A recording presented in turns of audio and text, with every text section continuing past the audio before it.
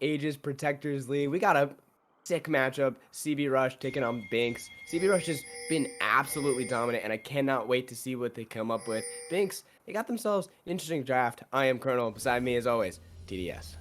Yep, and this exciting matchup, like you're saying, a match that it could easily go the whole way, or one of the two teams could easily dominate. I think that they have a really good potential to be playing to the highest degrees, but we do need to talk about the fact that CB Rush is playing with a sub jungler, so maybe it does affect them in the way that they play a little bit, but if not, it's going to be the same domination from them. And a lot of early action. Yeah, they're all trying to get something done. I don't know how much actually will be other than a trade of HP bars. But they do protect from the possibility of a nice ward. They will still get one that spots out the chicken coop, but they don't get one on top of the buff. Yeah, so just mainly to keep track of the Mumu, like you're saying, but it's not on top of the buff, so a Mumu can play around it with trying to go for buff, skirting around the vision, and going for the next buff to try and dissuade the side of CB Rush from knowing where the Mumu is starting. It's a really long pathing, but it's a potential so that they don't know what you want to do and maybe make a surprise gangi in the mid lane or in the bot lane, especially if he starts topside. Yeah. So as it shakes out, it looks like actually both junglers will be starting on the bottom side. Makes a lot of sense considering this top lane matchup. Kennen versus the Jace is going to be very action-packed. And if one of them gets an inch, they can really take a mile. Because of how much damage both these top laners pack. So I don't disagree with the decision. Also, that does give them the opportunity to gank this mid lane, which I think is also important because we haven't really talked about it yet, but it is a Kog'Maw in the mid lane. Yeah, and it's not a typical pick that you see in the mid lane, not because it's a bad pick, but because it's really hard to execute realistically. There's a lot of mid lane matchups that are really hard to play. Idealistically, this Syndra should dumpster on the Kog'Maw really early on because of the potential spam that you have with your orbs and the fact that you have so much burst damage. So Kog'Maw without the flash can be just a sitting that.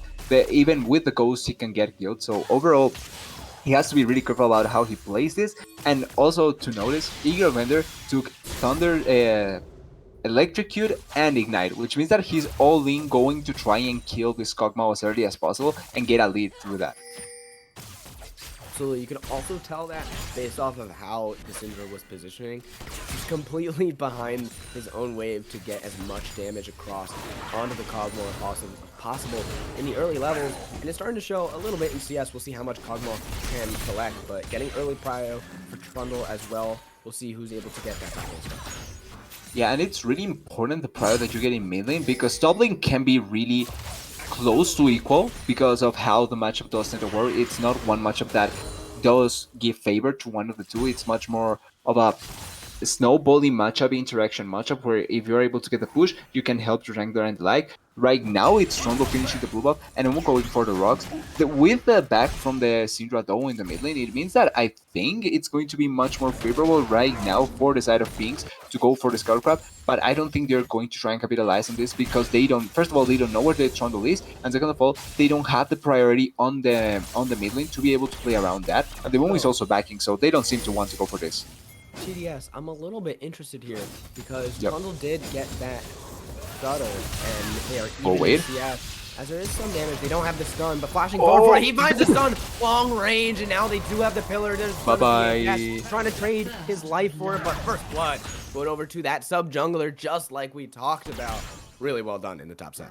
Yeah, and at the end, we could see that Kai wanted to give the kill to the Kennen, but you have to take it before something really bad happens. But really nice execution. Getting with the Kennen was controlling the wave in such a spot that he had to force either the Jace to broke it up, or he had to back away because he didn't have any vision. With the Mumu backing and the fact that the Skull Crab was already done, it was such an easy gank to execute. He also gets the flash stun just with the last auto attack, so really well played by the Kennen, and Kai getting his first gank accomplished and putting the Kennen ahead in this matchup. So also important, as there is a little display. Also important for this Trundle is the fact that Amumu was able to do a full clear and get the bottom Spider Crab. So Trundle is actually just finishing up to tie the camps, and he's going to have a later reset. All that thought is gank in the mid-lane, a lot of damage on the Kog'Maw. Ignite coming down. Eagle Commander should be able to get this. He will. But oh no! now the fail flash doesn't get over the wall. The thumbs up. Smokro able to trade it back, but now Winter's Bite on the bot side. He's going to be able to get a stun. That's a lot of damage the Ignites here. There's no way that Maokai can get out. He's going to get flashed on by Buff Arp. He's going to try and trade, but yes, he will finally fall. Blue Shift is trying to come. Can they get this trade back? The damage is there. Buff Arp, he's going to fall. Last auto to Gabo. Now Coach Pizza, he has nowhere left to run, and BINX off to a beautiful start in the bottom side. Yeah, we saw the problem in the top lane, but responding really effectively on the bottom side of the map. That play on the mid lane, really nice gank. I really like how Eager Bender played that though, going for the solo tier onto the Kog'Maw, not worrying that much. And I really saw coming the fact that he was walking towards the wall to get the kill with Ignite and then flash over. We saw the fail flash, it was really unlucky, but overall I really liked the execution from Eager Bender. It could have been a 10 out of 10 if he gets a flash out, but it was just a 7 out of 10 pretty much with that. And then on the bottom lane, I really like the Amumu ganking going down there. The trade was really good from the Misfortune and the Braum, but I think that they took way too long to be able to kill the Maokai, and that allowed for the Amumu to respond because they knew that the Amumu was there. Oh, really stunned. Oh no, Rutledge taking a lot of damage, but now Trundle is he flash you? Is going to mean a lot. The flash, Alpha Day has no flash to trade, so he will fall again. You hate to see it. A beautiful return gank from the jungler, but that does mean trade of the Drake on the bottom side. Well, look, Syndra is posturing aggressively, but she will be forced out, so that should be a trade of a kill for that Drake.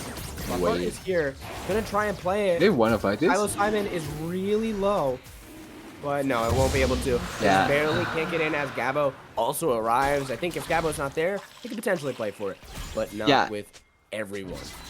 Yeah, I think it was mainly to bother a little bit. Also, if the Misfortune had level 6, maybe you can look to getting a kill there against the Maokai, but like you said, I agree with Gabo being there, it was a really dumb decision to try and force anything there, and they just end up trading the Drake for the kill topside. Really well played once again, and it's once again the same with Rutledge, having the wave in such a position that the Jace it's kind of forced to try and break it up or go in for an engage. It looked a little bit dicey because of the Jace having the extra level and Kennen still being level 5, but he was just baiting for the Trundle to come through. He has the flash and the pillar. It's a really well executed gank once again and getting another advantage on the top side. Shutting down this Jace really early on and trying to put the Kennen in such a favorable position. But now bot lane is in the same situation as top lane. Yeah, I was going to say, this is a great spot for BINX's bot lane, because look at the CS. They are still down 10 CS. They're trying to hold this wave as long as possible to try and shore up that weakness, because Ashe has himself 2 kills, but that CS is the big difference maker, the reason Buffart is still in this game, or in this laning phase, excuse me. So keeping this wave where it is, doing a great job. It will slowly push. They did not thin it enough earlier, so it looks like they actually thinned it too much. So it is going to slowly push in, but by then, it looks like the CS may be even. Yeah, I think one of the problems was the Ashe utilizing her W a little bit too aggressively to try and trade damage onto the Misfortune. But yeah, it's going to bounce back. And the good thing is, like you're saying, the fact that the CS will be close. They have a vision. They have a ward. Blue Shift is here, but sitting on top of a ward, they're well aware of it. But they do get a priority back. Yeah, and the back is good to at least be able to move them around the map much more early, much more than the Ashe. The fact that the Maokai now gets a little bit freed up from the lane and can look into maybe trying to impact the mid lane. And now he is going to be getting really the entire top jungle of BINX. He did get the chicken coop, and now he's on the red buff, but Jace is on the way. We'll see if they're able to play for that. And Maokai as well. Look at this support roam. Stylo Simon, the last one as well. The they Ashe know. Everybody knows, and now the damage coming through. He is stun locked. There's no way to outplay that. Alfide will take himself the kill in the top side, and a really important one because this Jace was feeling the pain up against that Kennen, so finally gets the bolt back in his pocket. Yeah, and it's not only the kill, but also the red buff that the Trundle had stolen. So it's a really important kill to get, and really great movement by the side of BINX, collapsing on the Trundle, knowing that he was there. We saw previously that the Kog'Maw was poking onto the Raptors, try and see if the Trundle was there. They saw that the Trundle was in the area, and with everyone kind of roaming towards the top side, it was pretty much either we get the Trundle trying to steal our jungle camp and trying to get something away. Oh, ultimate out. A lot of, I mean, Jace, just as a champion, still has a lot of damage, so forcing out that ultimate from Rutledge, maybe a little bit underestimation of what this Jace can do. because he hasn't been able to get it back yet. Now that he has, he will be able to buy unless he wants to sit on it. So that will be it at the end of the day. But now with both top lane and jungle not having their ultimates, CBR doesn't really have a lot of agency to make plays in the top side. Yes, I think it's really dependent on, like you're saying, with the ulti of the cannon, try and get plays out up there. So obviously losing those, wait. No, blue chip just a little bit too far away. Yeah, I'm not using a shadow there. I think it's better not to try and use it. You probably are not sure to get a kill there. And the Oh, wait, that's a big stun. Scatter the weak straight into unleashed power. That was massive. But we talked about that double Q. Amumu was able to get to the wave, but no, he cannot find the second one.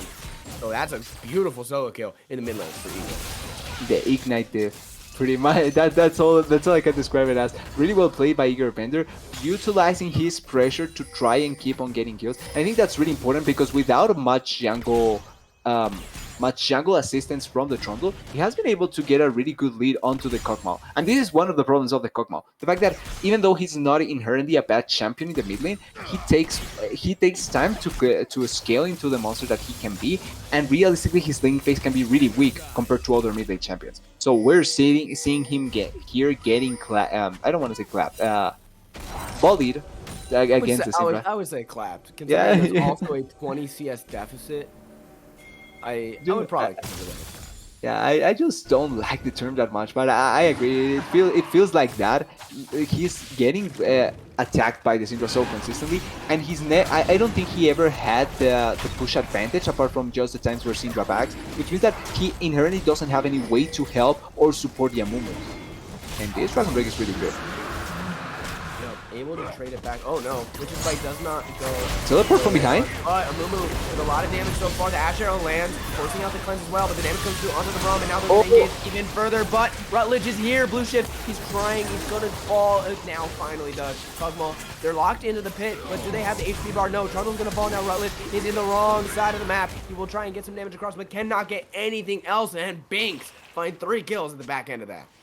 Yeah, it's 3 kills for 1 and a dragon. Really well played by the BINX. The Jace teleports there way too late, and he pretty much waits to teleport unless he gets a kill here in the bot lane, which they seem to really want to get something, but not sure if he can actually get it. They wants to. There is no TP. Rutledge already used his. Germander still has ultimate. Let's see if they decide to play for it. It looks like they won't. Maokai is backing at the moment, so unable to get anything else. Yeah, they were trying to just scare the side of CB Rush, maybe getting something. But on the mid lane, that helped at least the Kog'Maw to come back in terms of farm, get a couple of plates, and he even get. I think the 3 kills went to him, or 2 of the kills went to him, which is a really nice cold swing, especially with how badly he was having to pass the laning phase. So overall, this is really important advantage for BINX. And I gotta say, CBR played that really randomly because they got the Drake, then they tried to collapse onto the Maokai, but played away from the Syndra that had the push advantage, and also didn't play with the cannon teleport that was coming from behind. If they played around that with the Misfortune ultimate, it should have been a really teamfight win to get. But because they were so disjointed in the way that they fight, it was really easy for BINX to collapse into the members that were really weak. I think the Misfortune couldn't even get any damage down because she got collapsed immediately, and without the extra damage from the Misfortune, the cannon didn't get enough value and ends up dying. Oh, that's a massive Ash Arrow. He missed.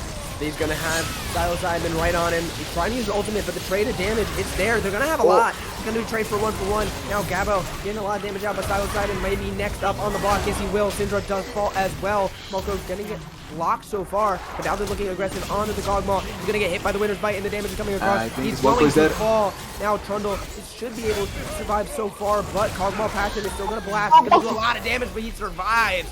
And CB Rush fighting back with Fire. Alfide is now here. This chase does have some damage, but still not very, very strong.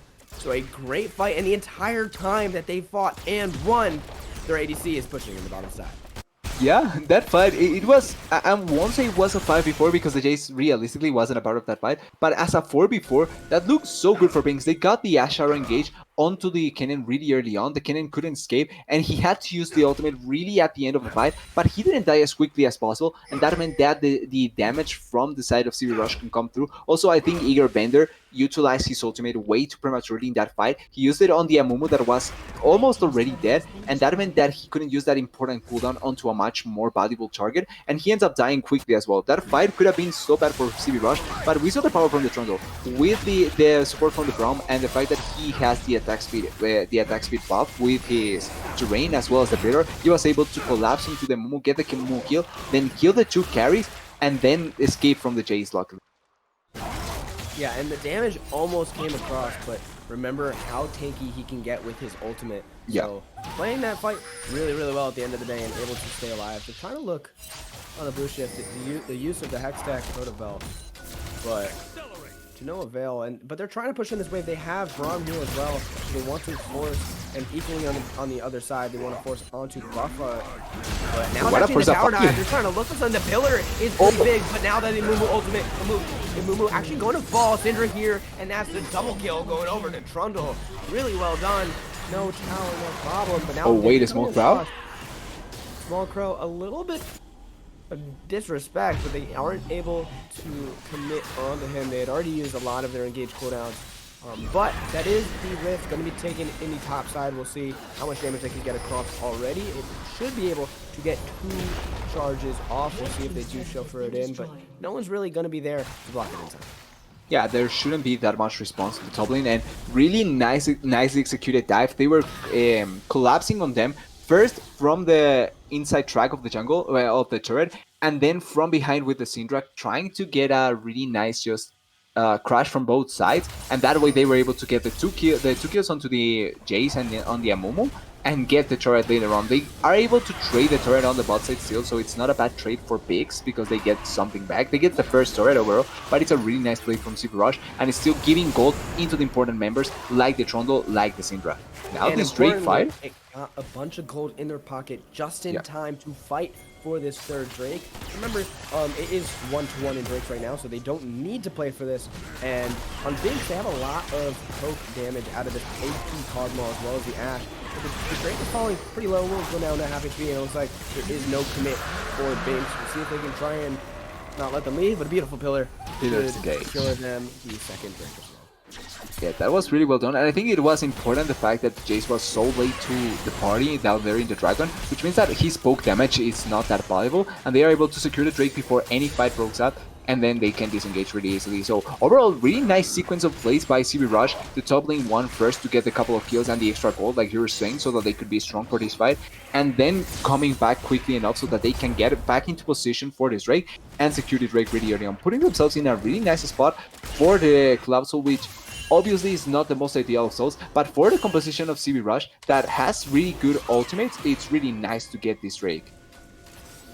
Oh, Jace. Now it looks like they're trying to find they get the stun. Engage. The stun is really beautiful on Alfide. Now the flash forward. That's the Kennen slicing Maelstrom. The damage comes across. Coach Peach is just there for the assist as they find themselves the kill on the top side. We'll see. Oh, that is so much damage on a Buffer. He can't dodge away. Small Crow.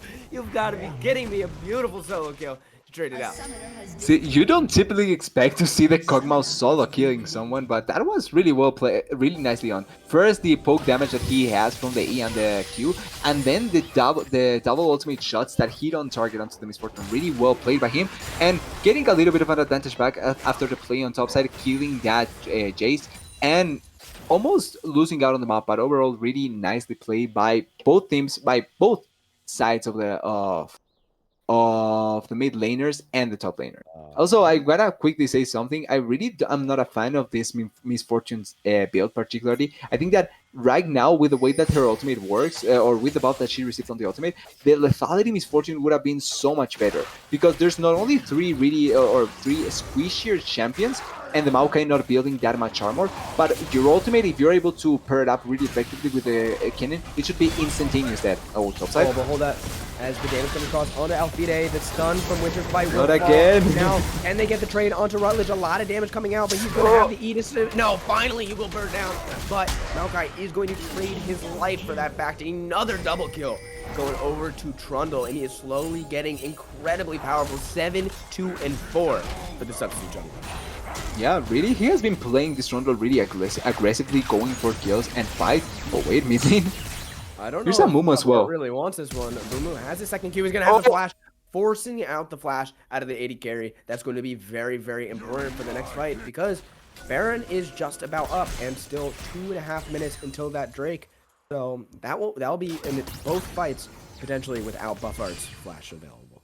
Yeah, we see the power of the double bandage tosser. I really like the change that they did for that and making them much more powerful because of that, much more scarier because of that. Oh wait, mid lane.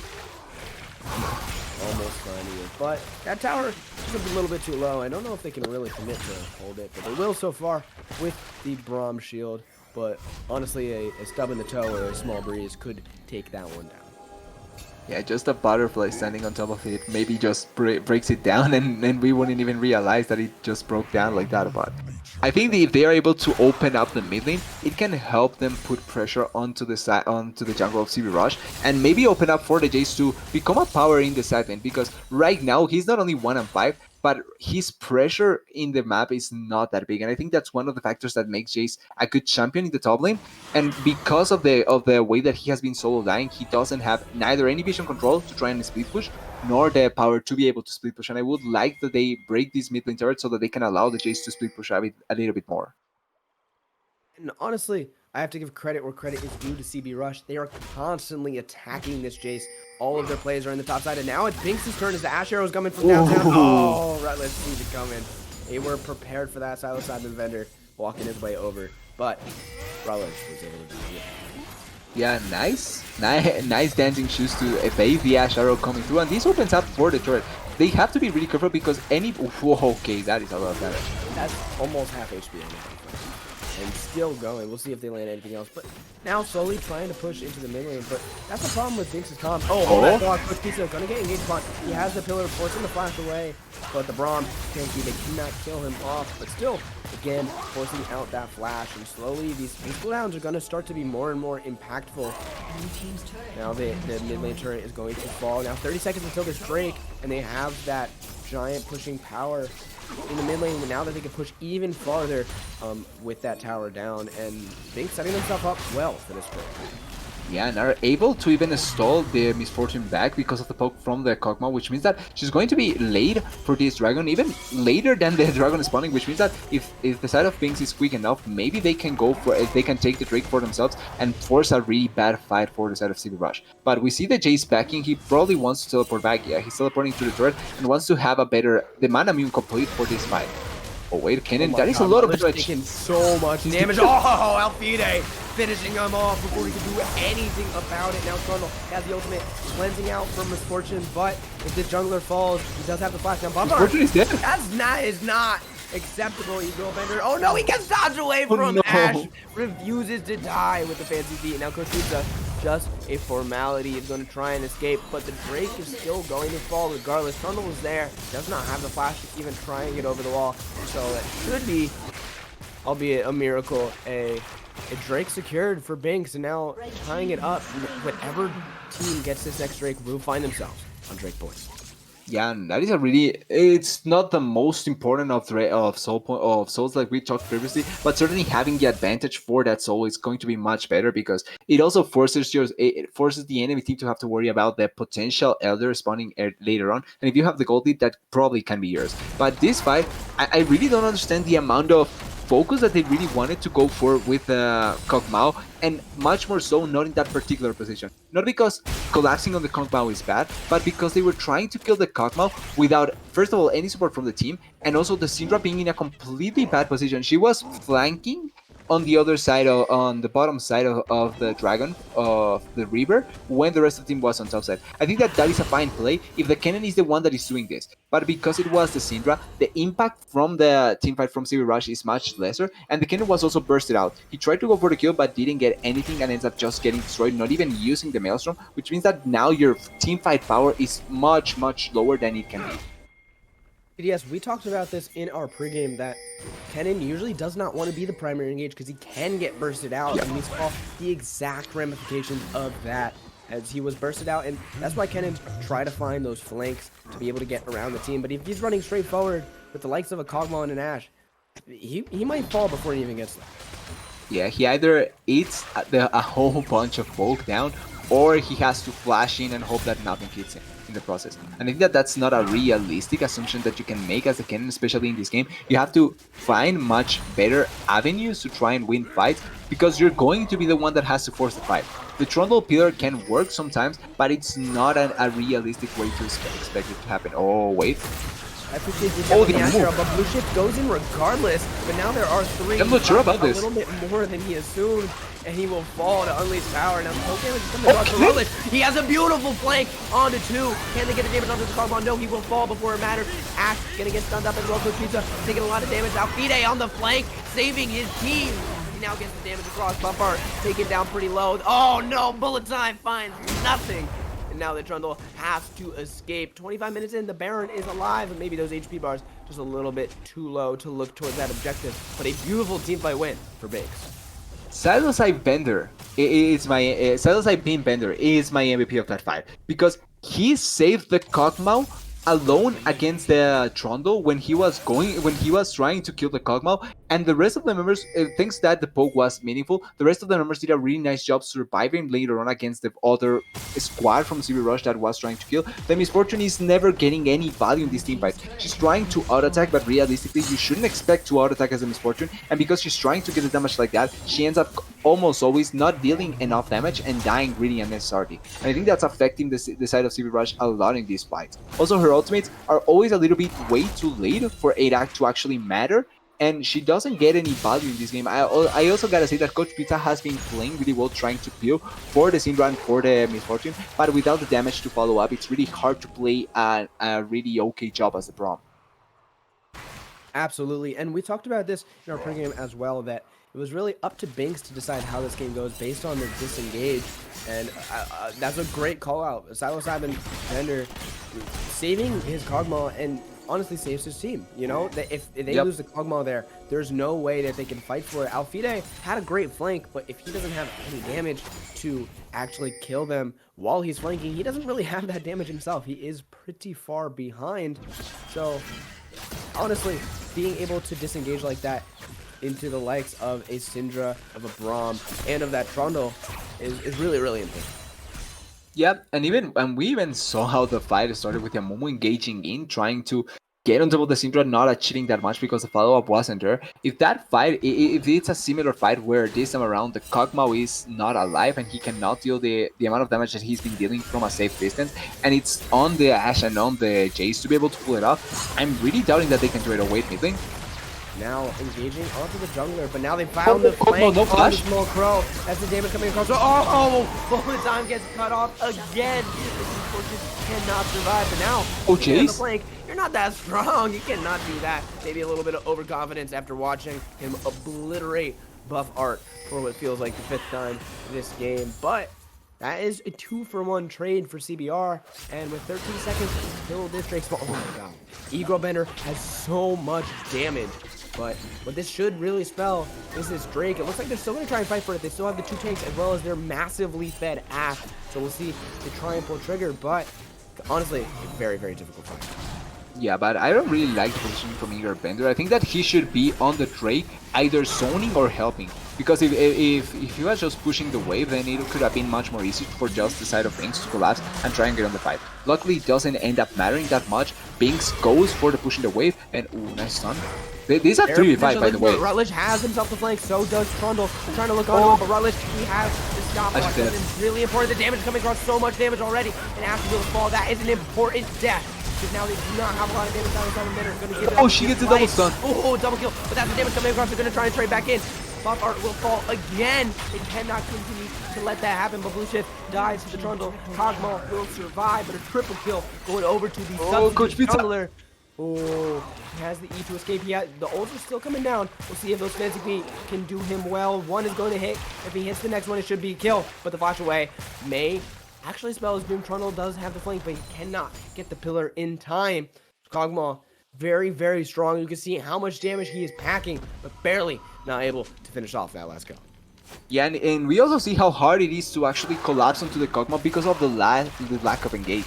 Like, depending on the cannon, to be able to engage onto that Kog'Maw, it's not a realistic option. And because of the amount of damage that he deals, if you're not able to get on top of him quickly and kill him, he's going to create so much chaos in fights. That fight for CBR, though, it was really nicely played. They knew that it was going to be a 3v5, even though they had so many low health bars. It was really easy to collapse on top of the members that were trying to run away, kill the Ashe, and then move into the next members. I think that if the Braum Fisher hits much more members than just the, I think it was just the Maokai that was hit, then maybe it can turn into a better fight and they can look even into going for the Baron instead of overcommitting. But because the Kog'Maw was able to reach to the fight at the end and clean up, the Baron is not a threat anymore. But still, they secure Soul Point on the side of CB Rush.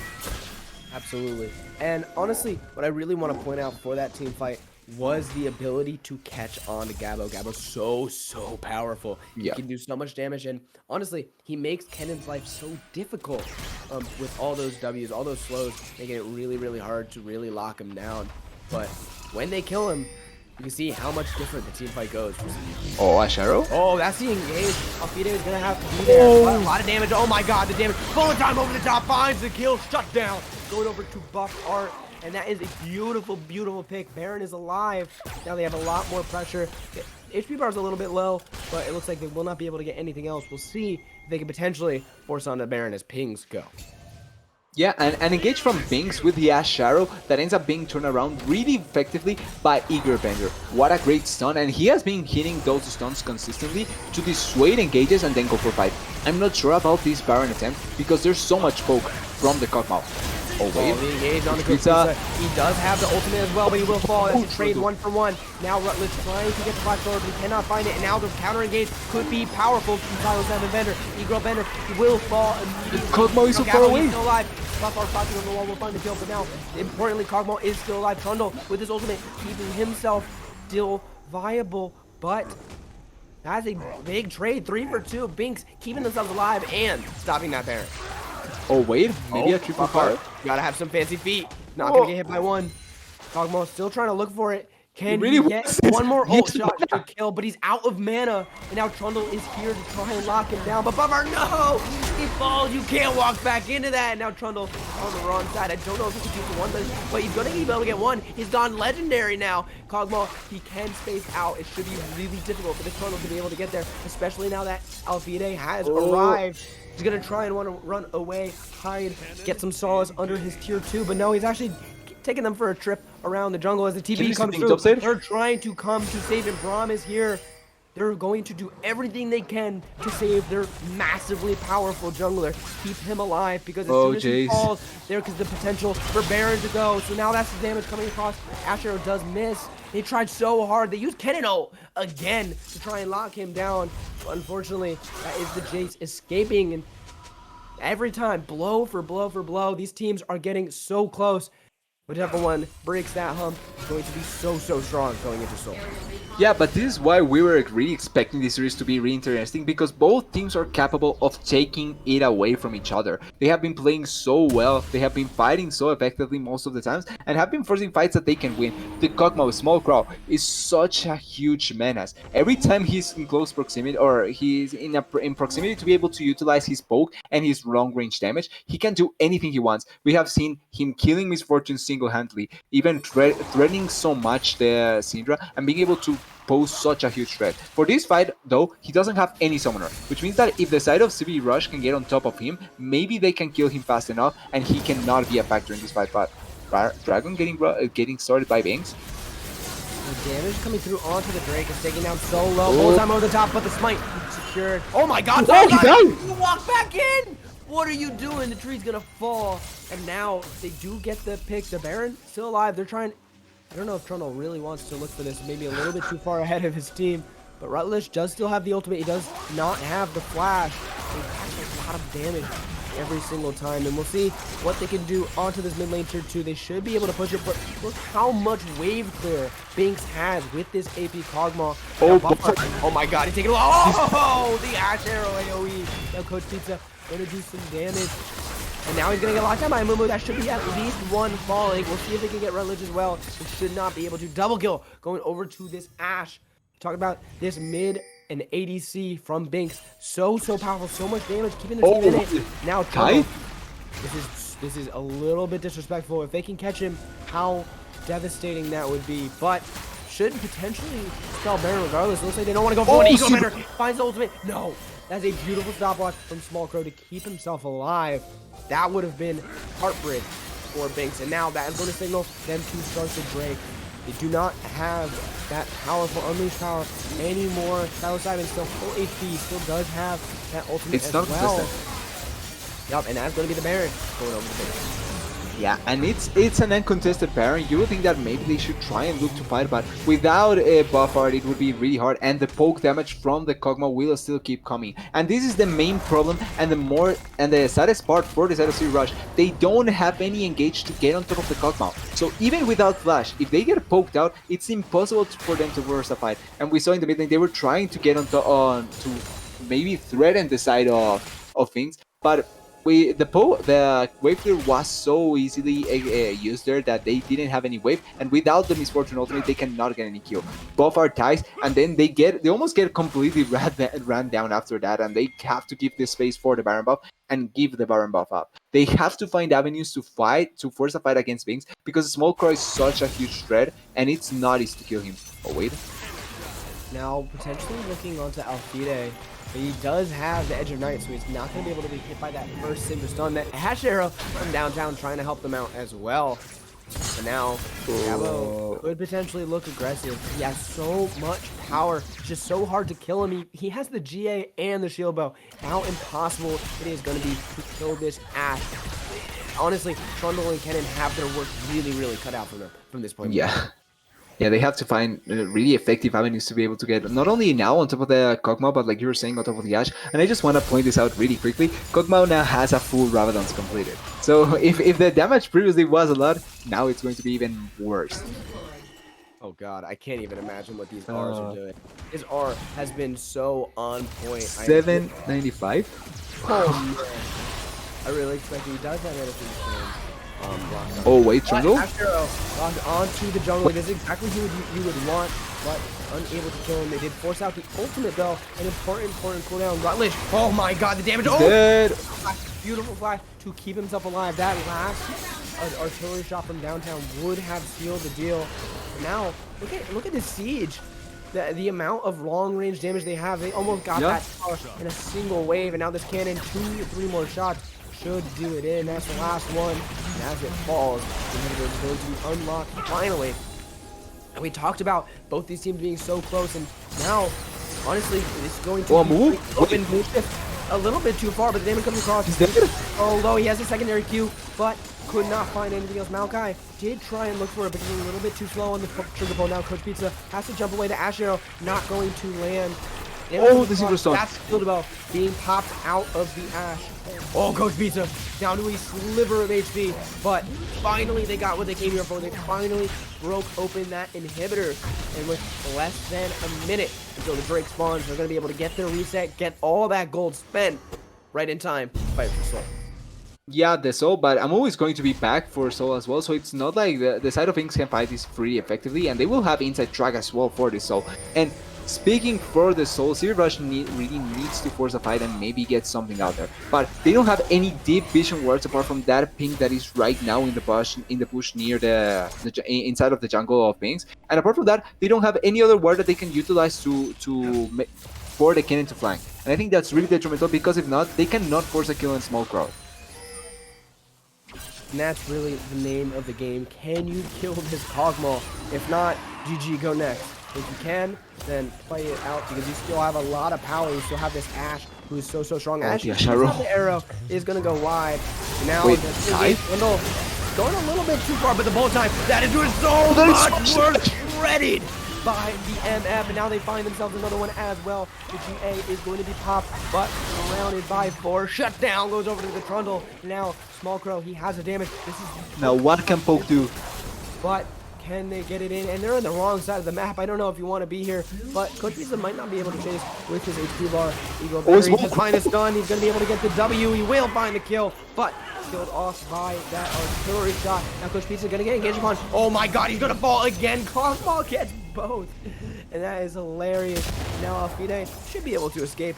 Don't think that they have the catch, but honestly, Trundle's pretty rapid as long as he puts down that terrain and he is running. He is cooking it. I think he will have to use flash, yeah. Forcing out the flash. Not sure if they can continue. Can they continue? They want to continue. Give him a chance, guys. Trundle's just so rapid. Oh, Alfide, He's gonna have another pillar. Oh my god, Alfide, I feel so bad. That sucks. I hated every second of that chase. But It took CB Rush 15 got what seconds. they wanted. They got Streak Soul.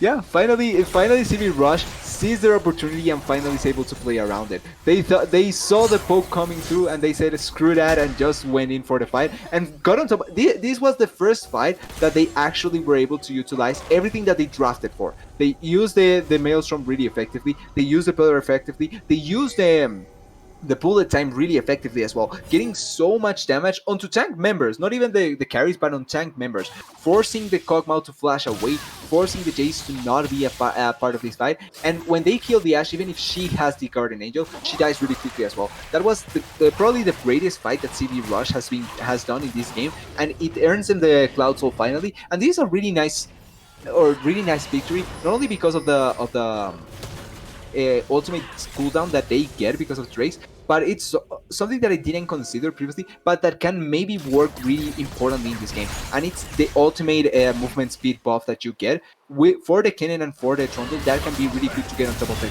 Kog'Maw. Oh, beautiful pick on the side of Simon, but so far he's able to escape with his fight. Gonna stun him, he's gonna burn. Ignite difference for Igor Bender as he finds a fadeaway kill. And now, with a numbers advantage and Soul already picked up, they have a big advantage to try and push the tempo, try and force into the mid lane, or potentially force on a Baron.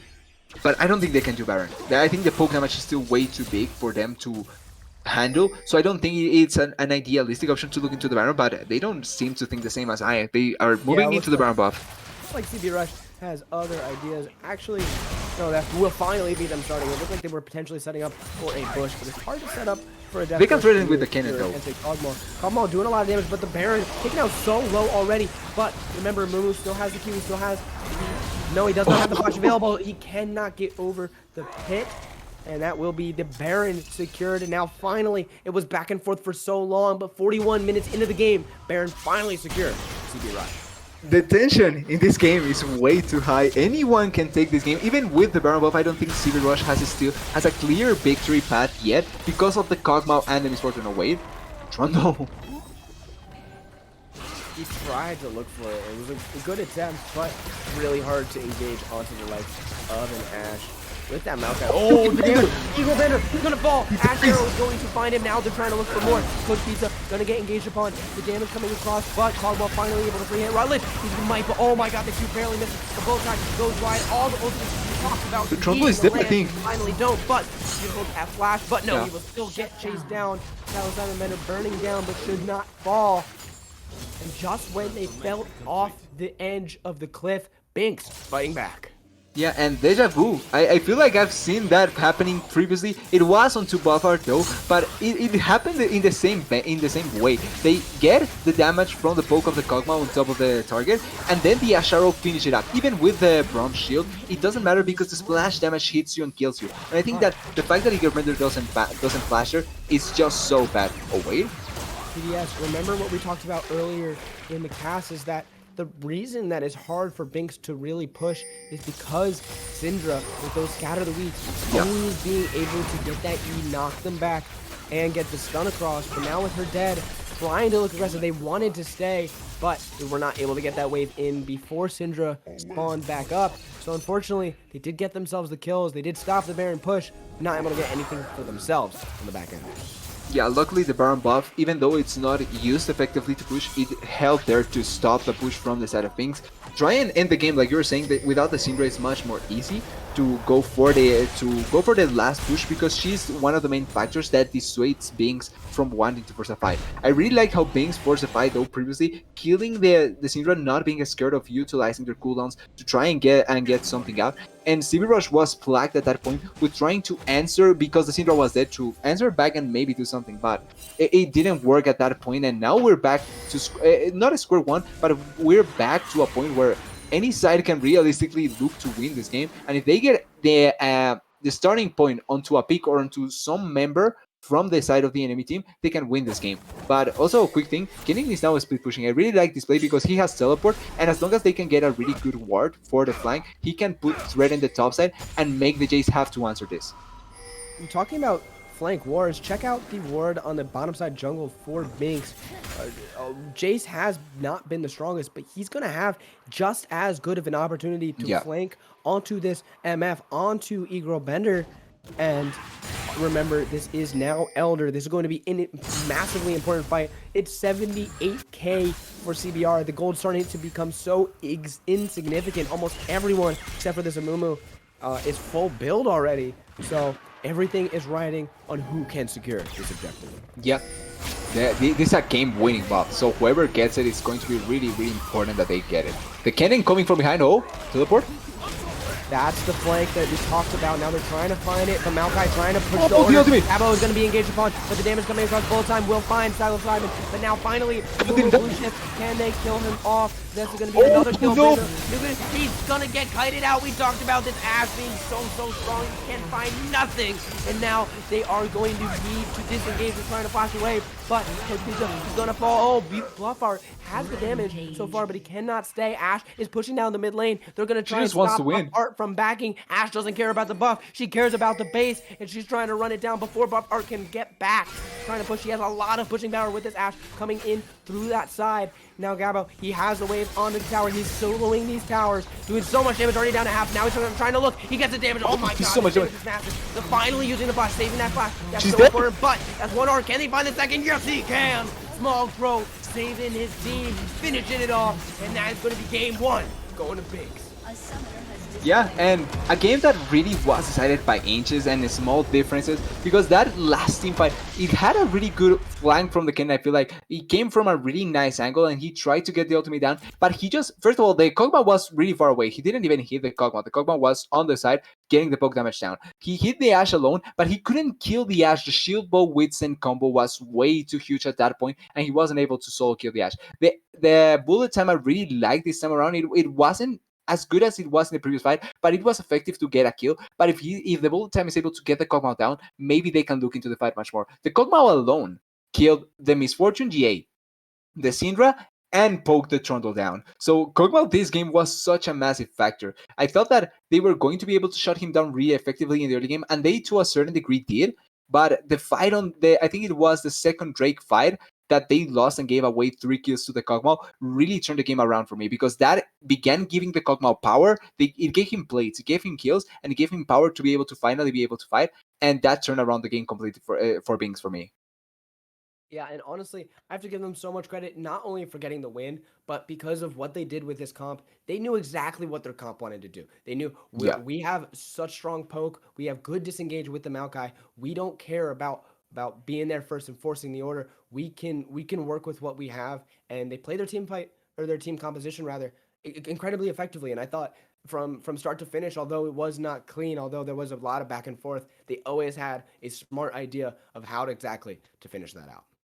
Yep, and that's something that you always value from a team, knowing what they need to do to win the game and playing around it. I feel like CB Rush also had the same idea to a certain degree in a couple of fights, but I feel like at the end, it kind of they were much less in that groove compared to BINX, and BINX was much more consistently getting the fights that they wanted and fighting the way that they wanted. So looking into the next game, I really want to see not adaptation inherently in draft, maybe just a couple of changes, like for example getting engaged for your Kennen so that he doesn't have to be the sole engager and force the fights by himself, but adapting your mindset so that you play around what you really want to play and not playing into the hands of your enemy team. Absolutely. There's a lot to really reassess for both teams because of how back and forth that was. That was a 45-minute banger. Give me 2 more games of that. Thank you, guys. And we will go straight to a break. Stay tuned for game 2.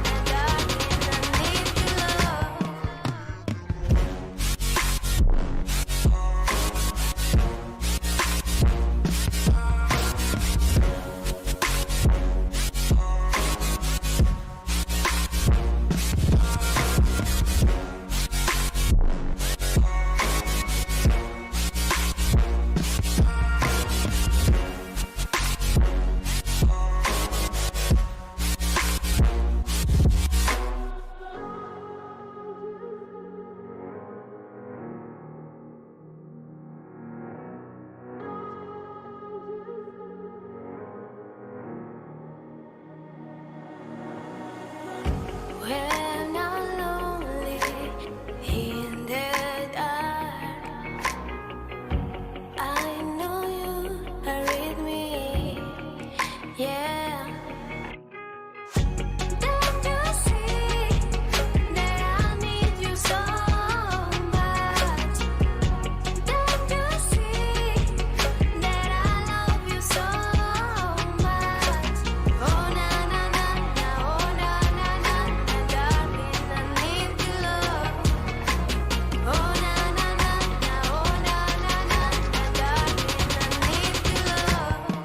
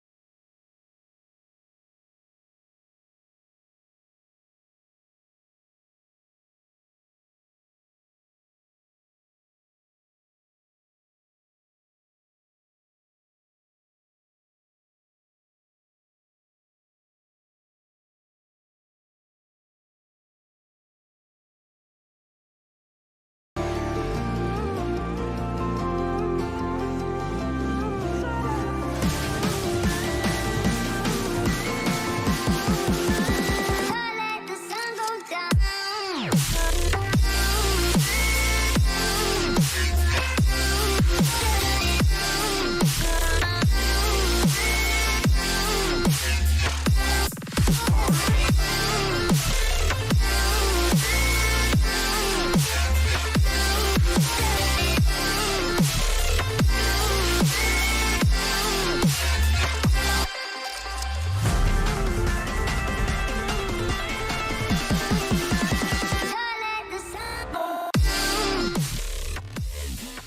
Hello, everybody. We are back straight into draft for game 2 of CBR versus BINX.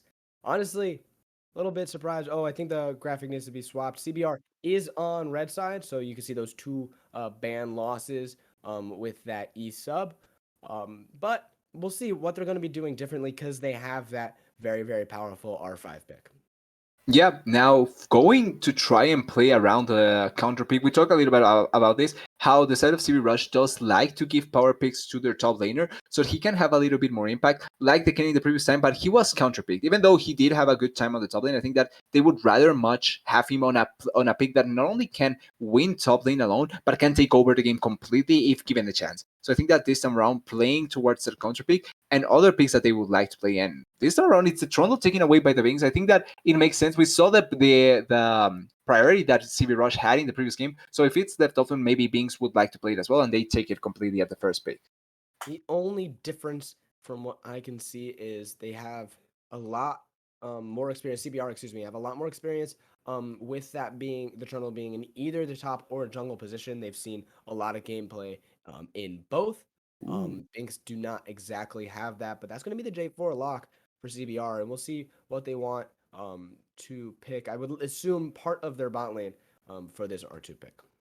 Yeah, I think ideally the AD carry, I think Ashe is one of the most popular AD carries right now, even though she did receive a nerf. So it wouldn't surprise me to see it, but it's the Tristana instead. So aggression for the bot lane. I really want to see the Tristana paired up with an engaged support or an support with a lot of CC, because that level 2 power spike that this Tristana has is something that can just be followed up by a support that has enough CC to accompany her. So I really want to see maybe another star, maybe another, maybe a Leona to follow up. Even no, Thresh is banned, but one of the even a Rel could be really good in this situation to follow up with the Tristana and also with the engage from the Jarvan, because I think that if you have a 2-man squad that can go in on top of on the enemy team, then it can be much more easier for the side of CB Rush to force fights.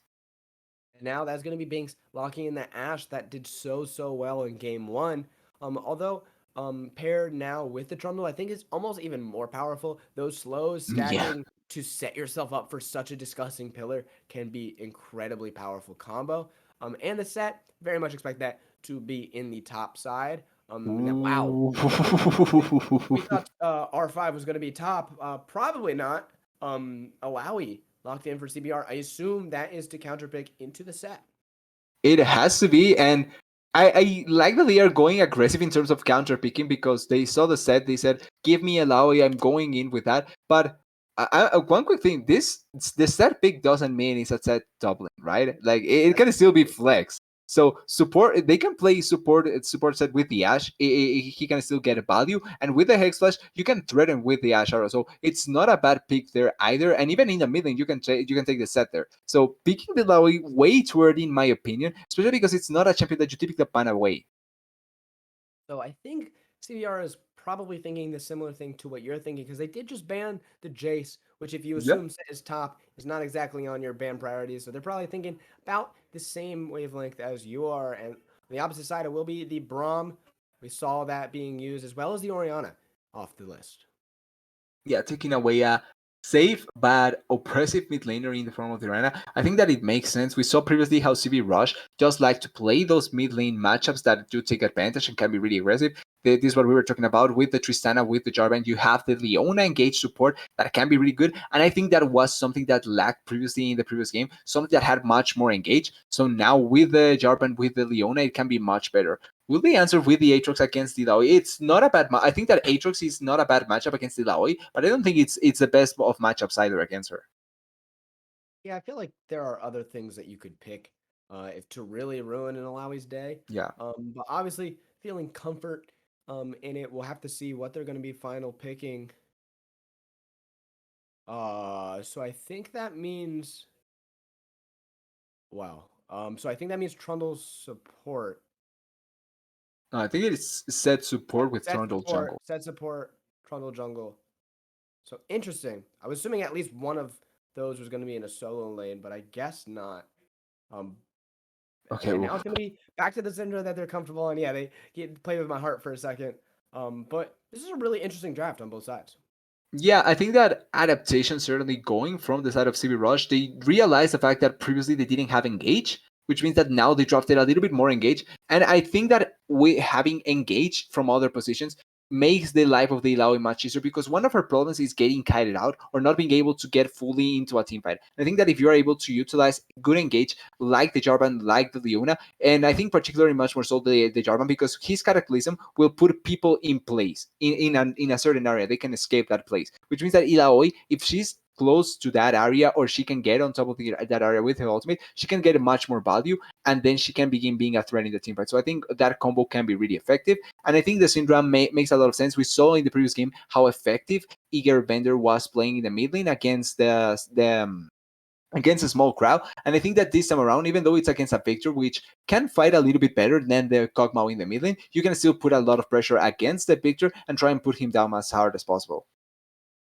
Absolutely. And another thing that I do want to point out is that we talked about it with the other teams, but with the Trundle into the 80 carries last time around, the Trundle had a bit of a field trip. He was incredibly Yeah. powerful because both of the carries were not very mobile. They couldn't do anything about his pillar. This time around, CB Rush, they were aware of that possibility to really screw what your 80 carry can do. And Buffheart having himself a pretty tough game one already. So now giving himself the likes of the Tristana, being able to get that jump to separate themselves from the possibility of that engage can be really, really strong when honestly that Ashe and Trundle is the majority of what they're doing to engage these team fights. Yeah, certainly having that self peel potential with the Tristana is going to be really important in this particular game. We talked about how Buffard, even though he had some good ultimates and some good attempts, he realistically couldn't almost never fight a fight effectively because he was depending on way too much on out attacks. and he was getting really easily collapsed by the Ash Arrow, by the engage from the Amumu and the like. So I feel like this time around with the Tristana against a Trundle that can be even worse because of the pillar, you have those tools to self position and even the Buster Shot in case they want to really get on top of you. So I think that this makes much more sense for CB Rush to allow Buffard to play around himself and not have to depend on the rest of the team. And that also gives the opportunity for the rest of the team to be much more aggressive and engage without having to worry for Buffard. Yeah, absolutely. A lot of what they were trying to do was trying to keep Buffard alive. And now, if we could shift our focus just a little bit, I know we talked about that Alawi just a little bit earlier, but honestly, Alfide had a very, very tough time in game one. Yeah. He was constantly attacked CB Rush, made multiple man plays multiple times throughout the game to shut down that Jason. This time around, having his pick of the litter against the Alawi because of that flex is going to be set in the support position. So I'm interested to see what Alfide can do now that he's not being so directly impacted. Yeah, certainly. One of the things that I do gotta mention is that now with the Jarvan, he has to be really careful about the early gank possibility because if Trundle can early gank, Jarvan much more so. There's always that chance that he can come from really interesting places because of the flag and drag. So he has to be really careful about that. But if it goes into a 1v1, especially having his pick against the Lao and he's able to execute, this can be not only a huge confidence boost for Alpha Day, but also for the rest of the team because we saw how impacted he was in the previous game, and even with how bad he had his laning phase was in terms of getting pressured, getting killed, and all that. If this game everything goes differently, maybe this just means that BINX can have the confidence to just pull through and win the series overall. Absolutely. And now the last thing I really want to point out is this mid lane because we saw what Eagle Bender could do on the Syndra, but Small Crow was disgusting. Well, let's Yeah. let's let's be honest. Let's give him credit where credit is due. He looked really really good on this Cogmall, but this is not something that he has played a lot. It's only been a scrim pick. He has yet to actually play it in a real game. So, but now playing something that he's more comfortable on, that he has a lot more experience on, in the likes of a Victor, I'm really interested to see what he can do in this matchup because if he can do that on less of a standard pick and on something that's less practice and not stage practice, now going to something that's so comfortable, we'll see if he can really flex his muscles in the mid lane.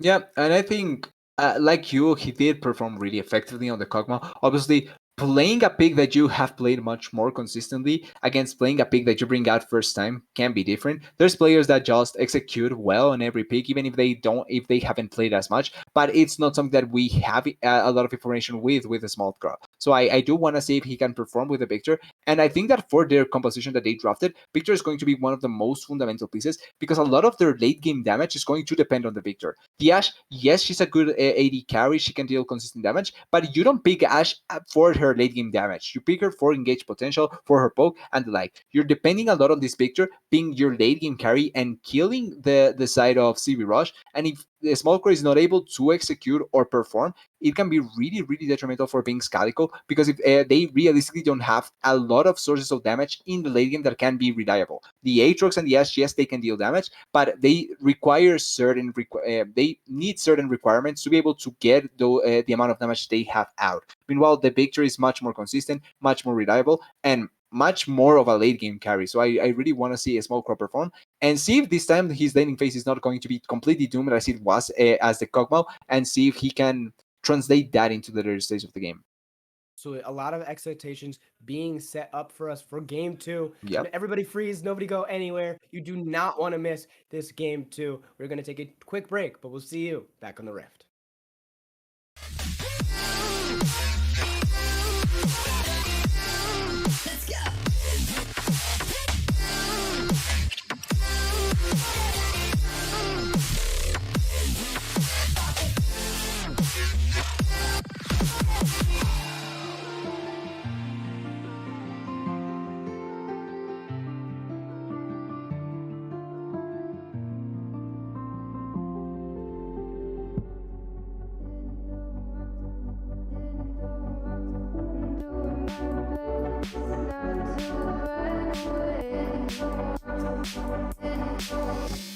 Sitting throwing rocks across the pavement, hoping it will cave in and swallow me whole.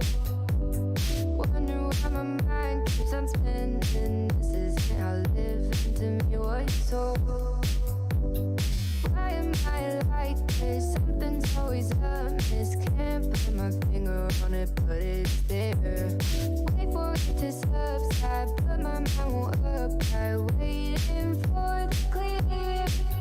Is it bad? Sometimes I like it when I lose control. There's something in it that's so beautiful.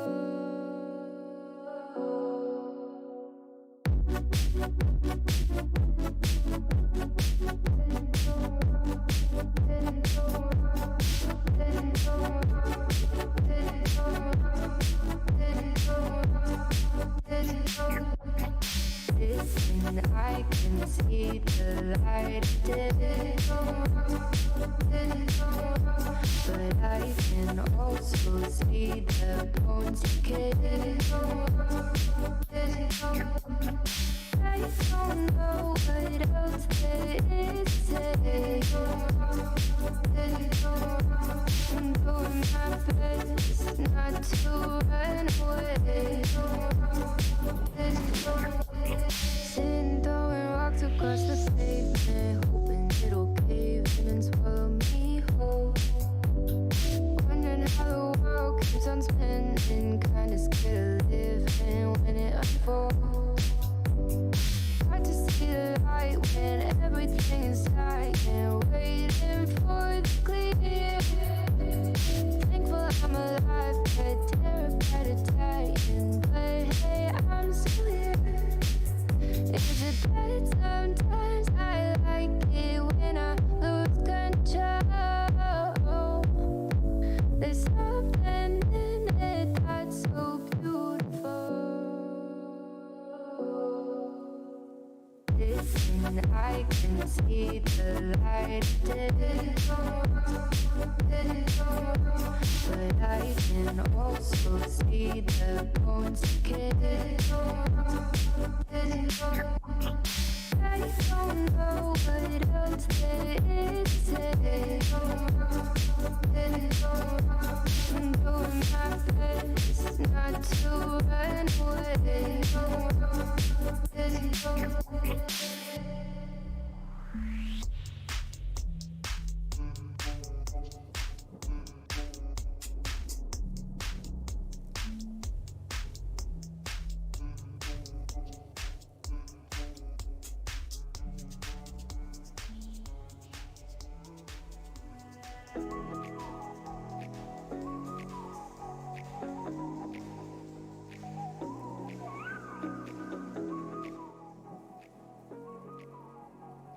Hello, everybody. We are back with Game 2 of BINX versus CBR. It was a slugfest of a first match, but BINX finally pulled it out at Elder.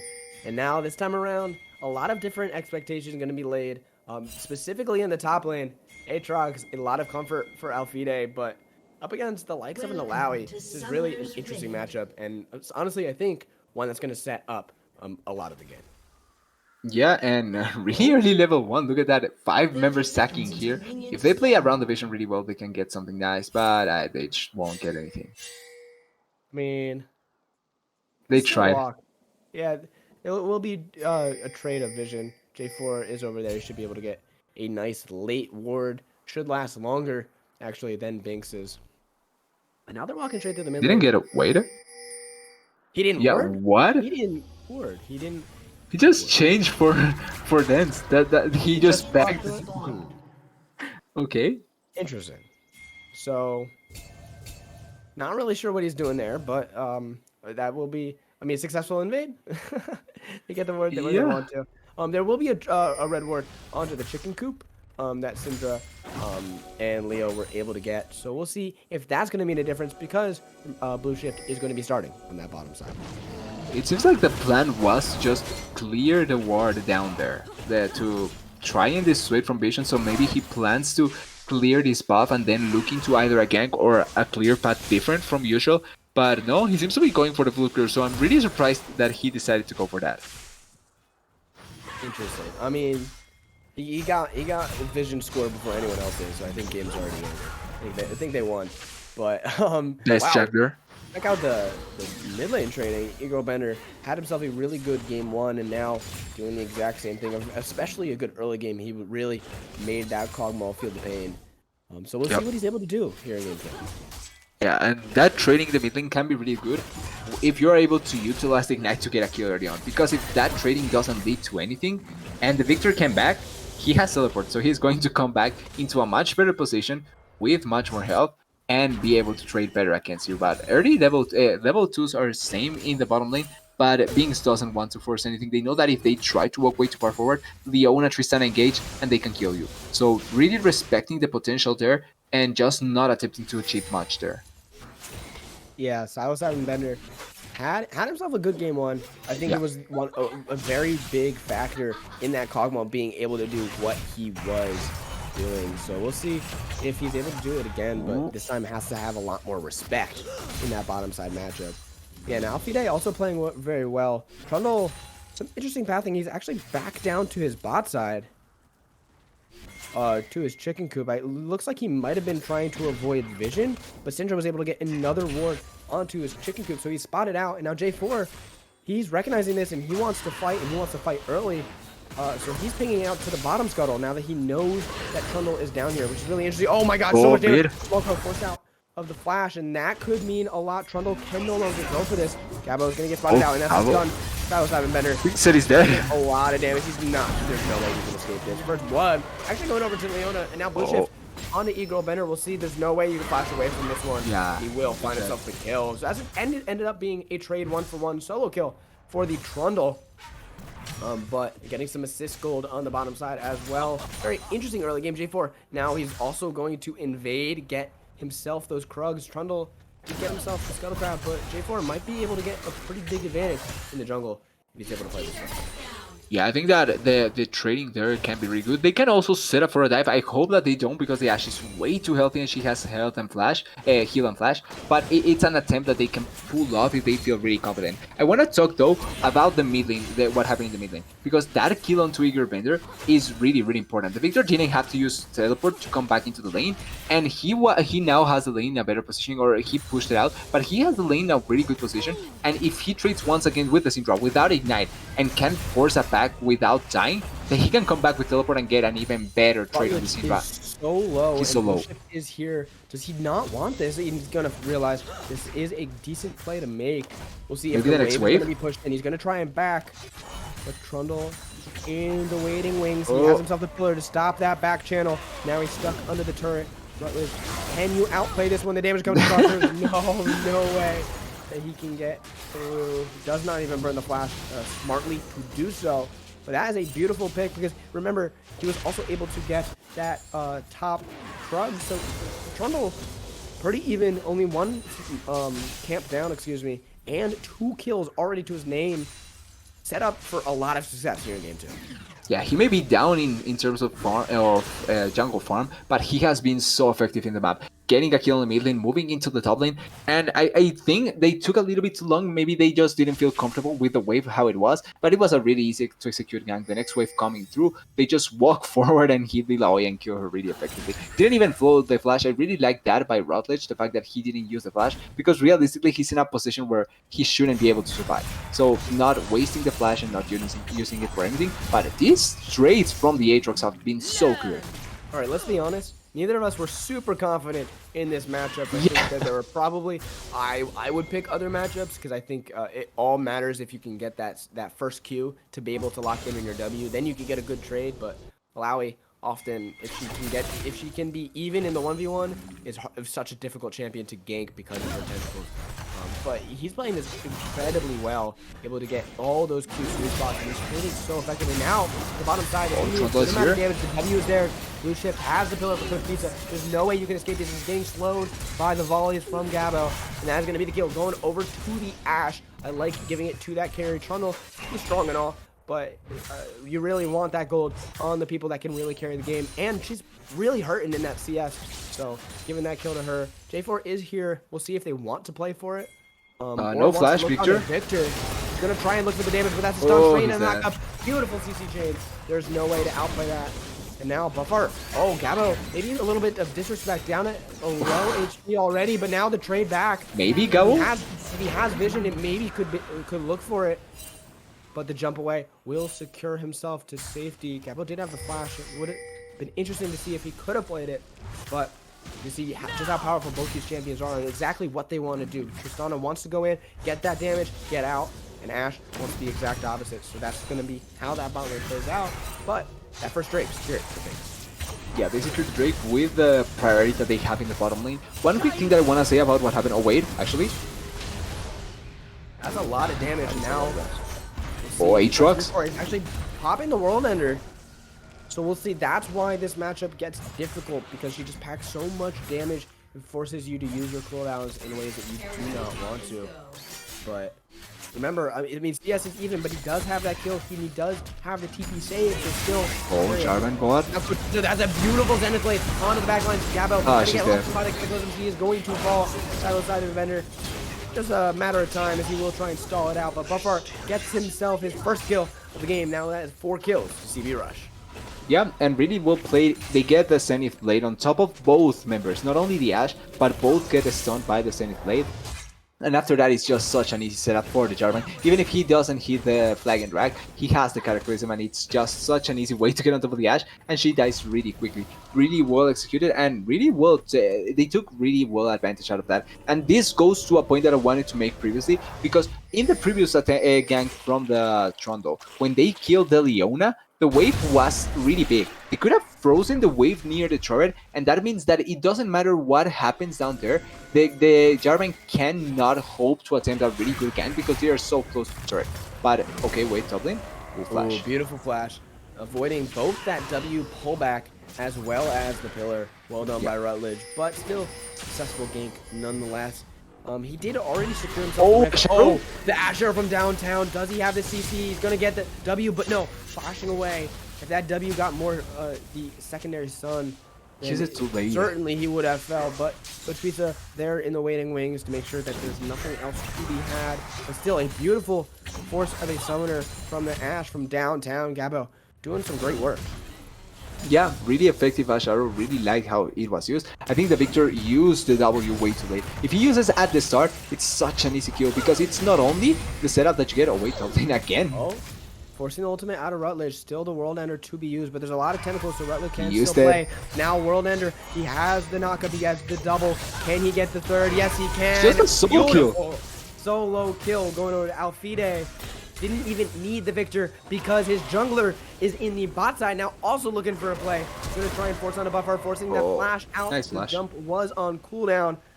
So exactly what they need. And honestly, BINX really showing up. And I thought CBR always has a name to them, but BINX really fighting, and it's honestly impressive to see.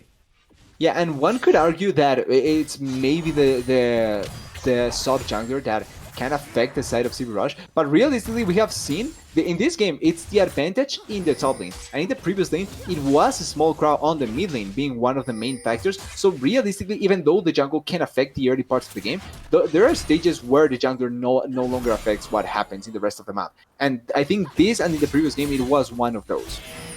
Yep, now he's going to try and look on the side and he spotted out, but now actually they're going to be looking in, but that's a TP coming in. Ash arrows straight on the buffer, forcing out the cleanse. Now that's the E. They will try and look for the solar flare, but the damage coming across. They do have vision in the bush. They're trying to get the damage across. There's a shutdown going over to Gabo as they slam him down. Pizza will fall as well. Alfide with the flash forward, 2-0 to him. Wow, he pushing on the top side, but a beautiful play, beautiful counter play, excuse me, by BINX. They find themselves getting another advantage in this bottom side. Yeah, the only bad thing is that they're losing plays to Ilaoi, but like you're saying, another huge advantage, teleport advantage being used correctly down there. And even though it looked like it could have been a really good play for CB Rush, because they were the Jarvan was out of vision, which means that they didn't know if he was there or not. They still committed for the play, and they get such a nice trade. They get 3 plates down there. Yes, they lose 2 on the top lane, but it's the Aatrox, like you're saying, now 2-0-2 with full Gold Drinker. So if this matchup was beginning to be much better for the Aatrox, now it's going to be way better. Absolutely. I mean, we were talking before about CBR maybe being affected by the fact that they have a sub jungler in, but J4 has been playing well. I Yeah. feel like in game one, he was the best performer. So honestly, I don't think that's the big difference maker here, and I have to give him credit going into a Oh, bad small position crowd. and now trying to look for a play on the mid lane, forcing that flash out of Small Crow, who again had a big game one. Also forcing out the K-Storm to try and clear that wave so he did not have the threat of getting dived. I don't know if that was necessary considering Trundle was waiting in the flank. I'm But okay that with is play. Kings. They're looking for Oh. Silo's Simon. He does not have the flash. Who's going to be engaged upon. Now J4 also going in on top of Gabo. They No will flash not either. even get the W. Gabo trying his best to escape, but now that's the Astro. Can they try and trade back on the J4? It's a lot of damage to before he has to heal. Can they get him alive? He's going to hit it in the bush, but no, he will fall. Beautiful play from CB Rush. They find 3. Yeah, and really great answer from CB Rush after everything that was happening. They went for the mid lane, they got the flash out of a small crow, and then moved into the enemy jungler. I was going to say I'm not against the Victor utilizing his skill storm like that because it can be good. I think he's engaged. It shouldn't be a wait actually. That's the trade of ultimates. Now the world end are going to be pushed. Aatrox doesn't care. Trying to trade into this. He wants to try and fight it, but Alfide with the fancy feet. Oh no, now he's Oh. down to the 1 tentacle health bar. But Small Crow, he's here. Does he have the W? No, he does not get that. And he used the Chaos Storm in the mid lane. That Yeah. forcing out of the cooldown is a big difference maker. And that means Rutledge does stay alive. They're able to get the push. But Tristana matching that in the mid lane and actually forcing out Small Crow's TP. Yeah, but also Rutledge using the teleport onto the top lane, so a trade of teleports overall, nothing much lost there. And I think I'll go back into the mid lane play with the K-Storm because I think it encapsulates everything that happened. The K-Storm is not badly used there, I think, because you want to push the wave and back as soon as possible to get items. The Victor doesn't lose that much, especially if there's not a fight happening. And he had the teleport, so it's not like he cannot collapse into a fight, but we saw that, first of all, the bad positioning from Silo Side Vayne Bender. In that fight, he was really deep into jungle without any vision, and they know that the Jarvan was on that side, so they were really forcing themselves to a bad position.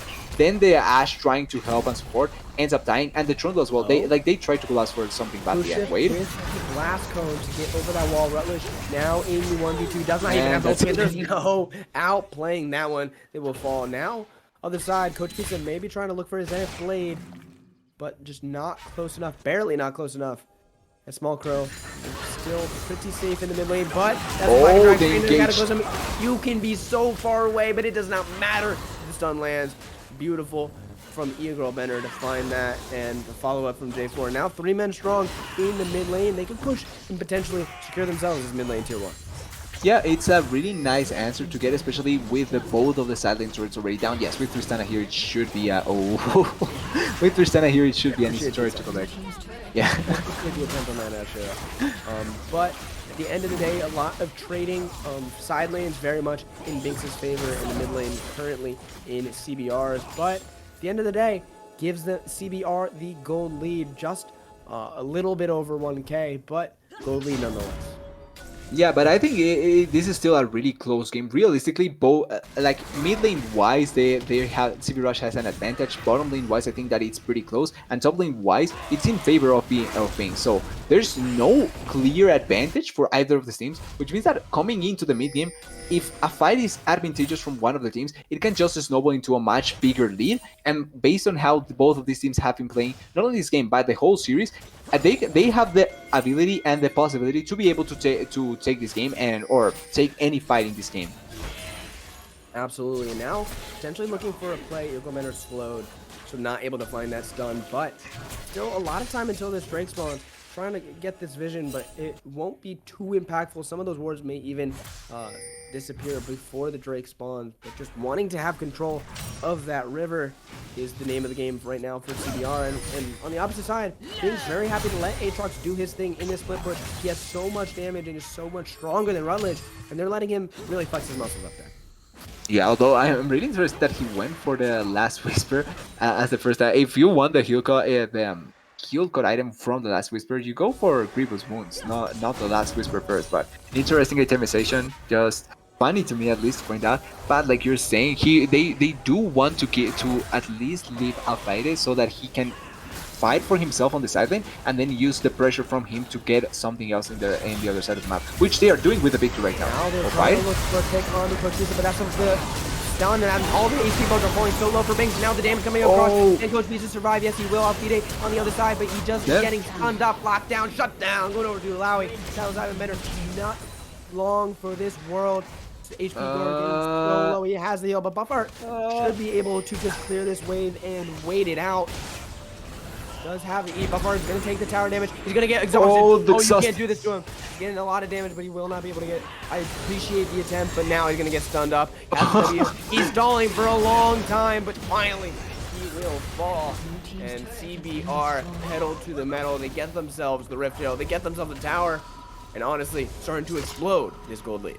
Yeah, he tried to survive there. He tried really hard to be able to do something, but he ends up getting killed. Sad for Silas in Bender. He was really close to doing it. And the fight on the top side, I'm really surprised that they went for that, because we were talking about utilizing the pressure from Alfeide to try and put and get something on the side lane. And they were doing that not with Alfeide, but with the picture on the bottom lane. I'm okay to try and poke from a safe distance or try and bother the side of CBR to not get the Herald as easily as possible and then be able to answer to the victor. But if they commit for a fight there, it was going to be a fight before, and they lose the fight because it's a fight before. It's not something that you can confidently or safely fight and win. And they end up losing not only the Rift Herald, they lose the 4 members, they lose top lane turret, and they didn't even get the turret on bottom lane that the victor was pushing. So overall, a really bad trade by BINX and a great attempt by CDR and gold collection there. And now also able to get themselves a Drake. I love the attempt on the solar flare. Ash arrow from downtown, not going to land, but I appreciate continuing to try and look for those attempts, as they will also be pushing down this bot tier 1. Aatrox is on the top side, but he's not going to be able to trade a tower back. There's even more of a gold lead built up, now up to 5k in favor of BINX.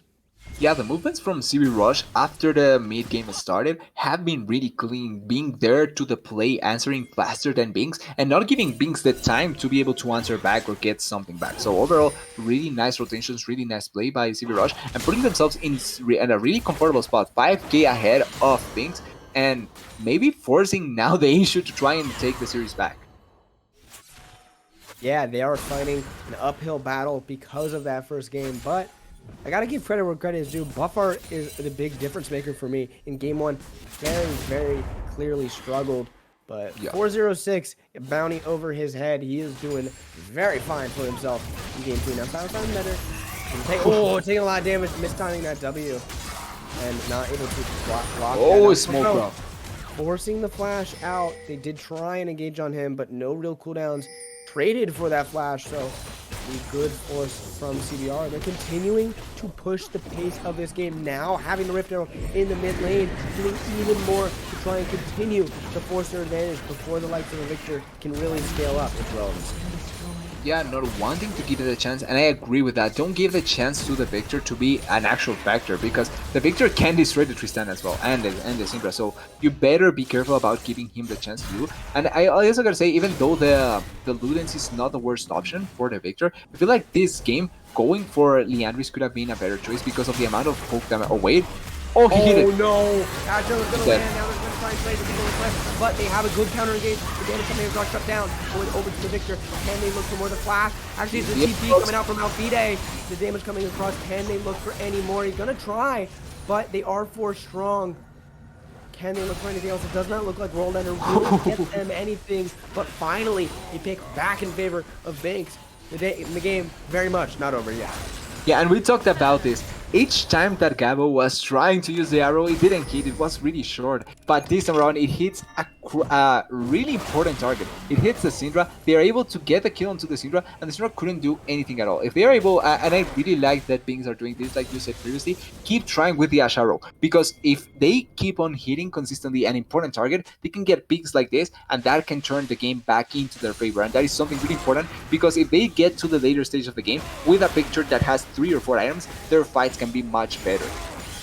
Absolutely, and even if your arrows only land 50% of the time, as long as you continue to fire them out, then they can continue to get value. Because remember, earlier in the game, a beautiful Ash arrow was the first reason that Eagle Bender died, pushing into that mid lane, and a couple went wide since then.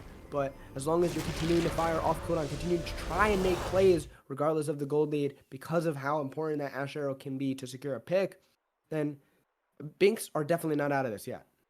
Yep, I agree completely. I really want to see much more aggression with the Ash Arrows to try and get the picks, and I also want to see a little bit more of side to side being Bender moving around with the Aatrox and the Victor, because I feel like he team fight wise, he as a support he doesn't get much value, but if he goes for the picks, he can make bad situations into good ones and provide much more power for the Aatrox and the Victor. So I would like to see him moving much more around the map instead of just staying with the Ash. Yeah, we'll see if he is going to do that. Right now, it looks like actually Syndra are going to be pushing into that top side. Baron is alive, and only a minute left until the Drake spawn. It's incredibly surprising to me that both these teams are not down there in that bottom side river. Red team has all the wards down there. So CB Rush, obviously, they're the ones that are going to be on Soul Point if they can secure it. But obviously, prioritizing right now, the Baron is alive. Yep, and like you're saying, the Baron buff, even though it's the probably the more showy objective, I think the Dragon is the one that more focus should be on. And right now it's CB Rush that is moving first into the place, but Faded needs to be careful about this. His positioning. Maybe oh wait. I mean, if he has the damage, he has the damage. He's going to be doing so much of it. Buffar barely able to escape, and now the World Ender to try and chase even further. Coach Pizza being forced to flash. You know, trying to look for even more. Doesn't care. He does not care. He has so much healing, but now finally trying to look back in Cataclysm. But can they kill off this still massive World Ender? No, he is still alive. The stun coming across. They're going to find one kill, but now finally Tristana is here. Tristan. Dig, boom, double kill. Going over to her, triple kill. She's finding every single one. Quadra kill going over to Buffar. He got everything he needed now. Jumping forward, can they try and get the lockdown? Even doing the pentakill going over to Buffar. Wow, I hate that they gave it away, but still, really nice pentakill by Buffard, really well played, and that started with Buffard being below 25% health. It was almost a solo kill by a Fede in that positioning, and the start of the fight was not a bad idea. I really like that they collapsed onto both of those members, but then they committed into going for the Leona, and when you are able to blow away the Tristana and the Syndra like that, go for the Dragon. It's an open objective, and they have to walk into you. That way, it's much better for the Victor because he can control the areas better, and that way they don't have any chance to be able to contest you. But they fight into what CB Rush wants to do. We see the 5 members walking into an Ilaoi and getting completely damaged and battered by the tentacles. They almost died by that. Luckily, they were able to run away and reposition to try and kill the Ilaoi, but the Tristana then, after that point, was not only much more healthier, but in a much better position to fight, and we saw what happened. Quadra kill for the Tristana, greatly played by Buffard, and greatly played by CB Rush overall. Oh wait, Fiona, she's really dead here. Oh, back by the chains, the pillar is there. They go for Baron here. Now when the flash is down as well. Wow, she's so tanky. That's hilarious. Small girl finally able to get the kill. Not looking for the Baron actually. Laui is split pushing on the bottom side. Honestly, after being down 8k or almost 8k, 7.5k right now, I would have gone for it. I would have flipped the game there. With Ash, yeah.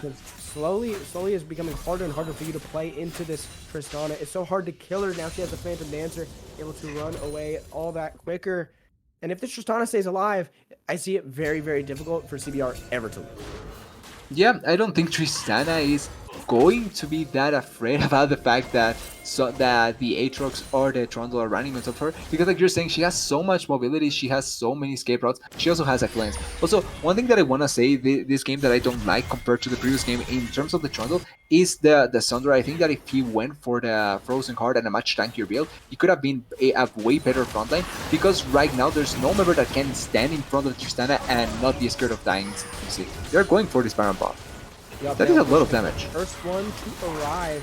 Baron is going down pretty quickly. Now the TP also coming out there trying to look for the play. Trying to look for both. Oh my god, Buffar going yeah, they have to disengage. The Baron is going to fall. They cannot look for the fight. Their jungler fell so rapidly.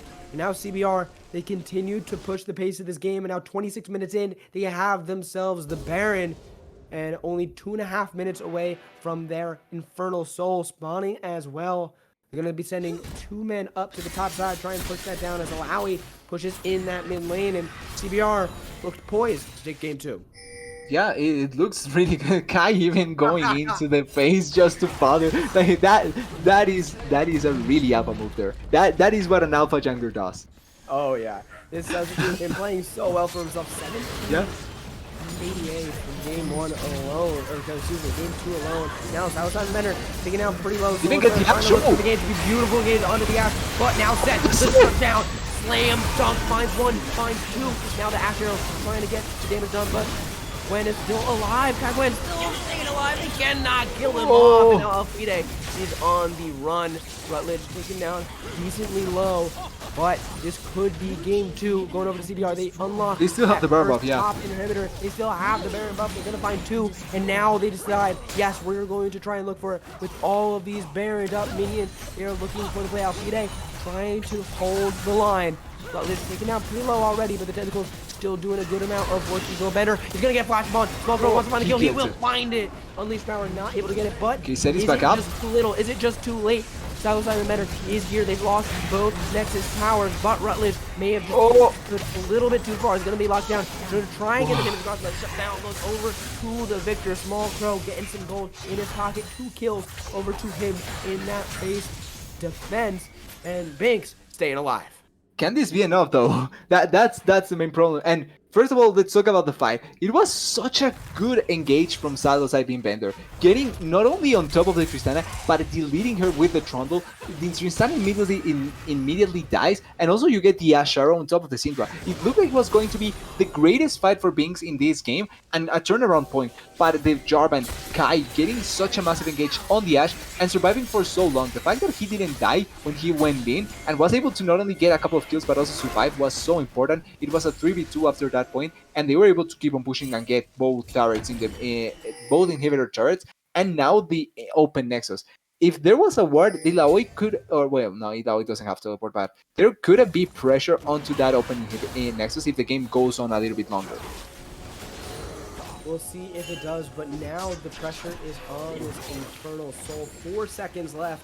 It is going to spawn, and right away, they are ready to burst this down. Trundle has to be really careful. This was actually decently here. Oh, the Sinner. Finds a stun set with the slam dunk, trying to get the damage across, but outside of Bender, trying to stall just as long as he can. He will definitely fall out. Fide on the opposite side. Dude, he's dead? Slapped by the tentacles. No, he's healing up. He's still alive. He's not able to get the engagement, but that's a double kill going over to Buffer. He's going to find a Yeah, drone. that's He it. finds all of them. Quadra kill. One more just for show. Pentakill. Buffer cannot be stopped. That's going to be game 2. Going over to CB Rush. If 1 is not enough, 2 certainly will make sure to show that Buffard was the carry of this game. What a team, what a game overall. From the game 1 disappointment that Buffard was playing that misfortune, to this Tristana, certainly super different, showing that CB Rush didn't want to go out without a fight, and bringing us to a game 3. What a great fight. And that was a really nice last stand by BINX, but simply they were so far behind. They didn't have the damage, they didn't have the gold, and I gotta say, Sadosai Bean Bender almost pulls off a miracle, because that ultimate was really good. He gets on top of the members and he did a lot of damage, but the other members were way too big for the rest of BINX, and they ended up losing. Yeah, absolutely. And I have to give credit where credit is due, because Buff had himself a tough game 1, right? Yeah. There's no excuse of that, but really showing up where it counts. 2 pentakills to secure game 3. They want to find their ticket to the semifinals next week. Honestly, doing it in an incredible fashion. Yeah, and whoever this game makes me feel like whoever ends up winning the 3rd game will really deserve going to the next final. It doesn't matter who wins it; it can go to either team. But both teams have been playing so well, so trying to be aggressive, trying to play to win conditions, trying to play to what their game is. And I feel like both of these teams really deserve going to the next round. It's sadly one of them will get stopped here, but whoever it is, I feel like you should, even if you lose today, you shouldn't feel bad, because both teams are playing so well today. Yeah, they are looking good, trying their best to secure themselves the trip, but we are going to be taking a quick break before we head into draft for game 3. This is a really, really important one for both of these teams, so you don't want to miss it. Stay tuned. You're the night sky trying to make me see your stars, but the dark gets so lonely. Now I see violet, I can feel silence, and the dark's all that I see. When your stars have burnt out, makes no sound. I'll find valid in your eyes. You'll always be my night sky.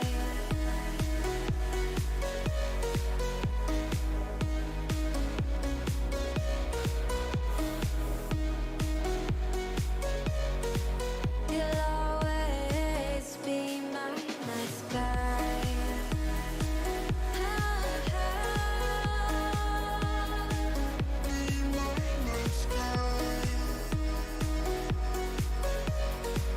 You'll always be my night sky. You're the night sky hiding behind dark gray clouds.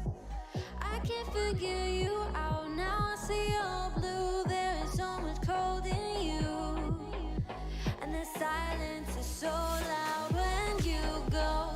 I just stay dancing with my shadow all day. Watch the tide.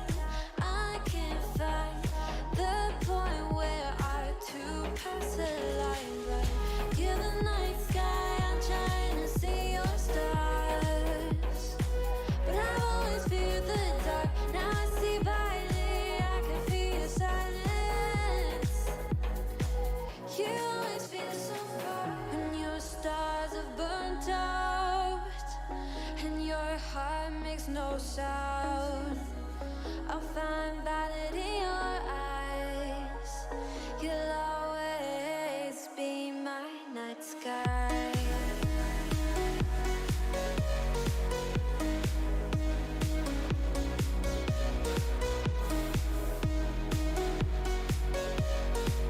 You'll always be my night sky.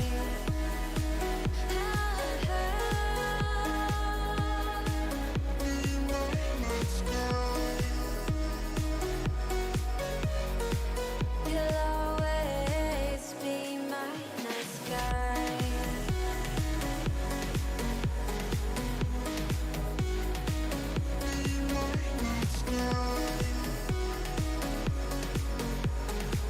You'll always be my night sky. I get lost inside my thoughts, and when I start to think, oh, the tunnel close, it starts to end up on the brink. I tried so hard, but all these scars, they cut so deep, I bleed. I fell so fast from heaven, it's like someone clipped my wings. Now I'm falling, and I can't see the ground. Can we stop this gravity? It keeps bringing me down. I can't breathe, and I don't wanna die. Can we stop this gravity? 'Cause I don't wanna say goodbye.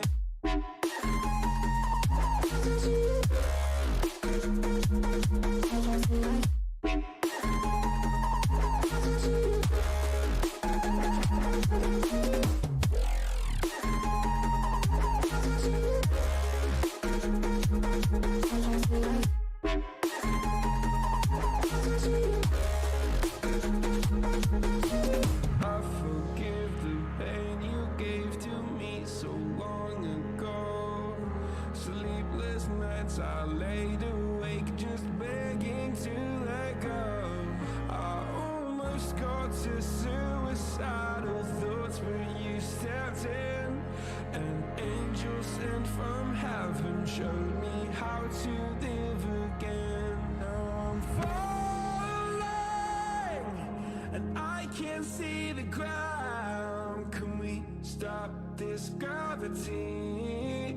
It keeps bringing me down. I can't breathe, and I don't wanna die. Can we stop this gravity? 'Cause I don't wanna say goodbye.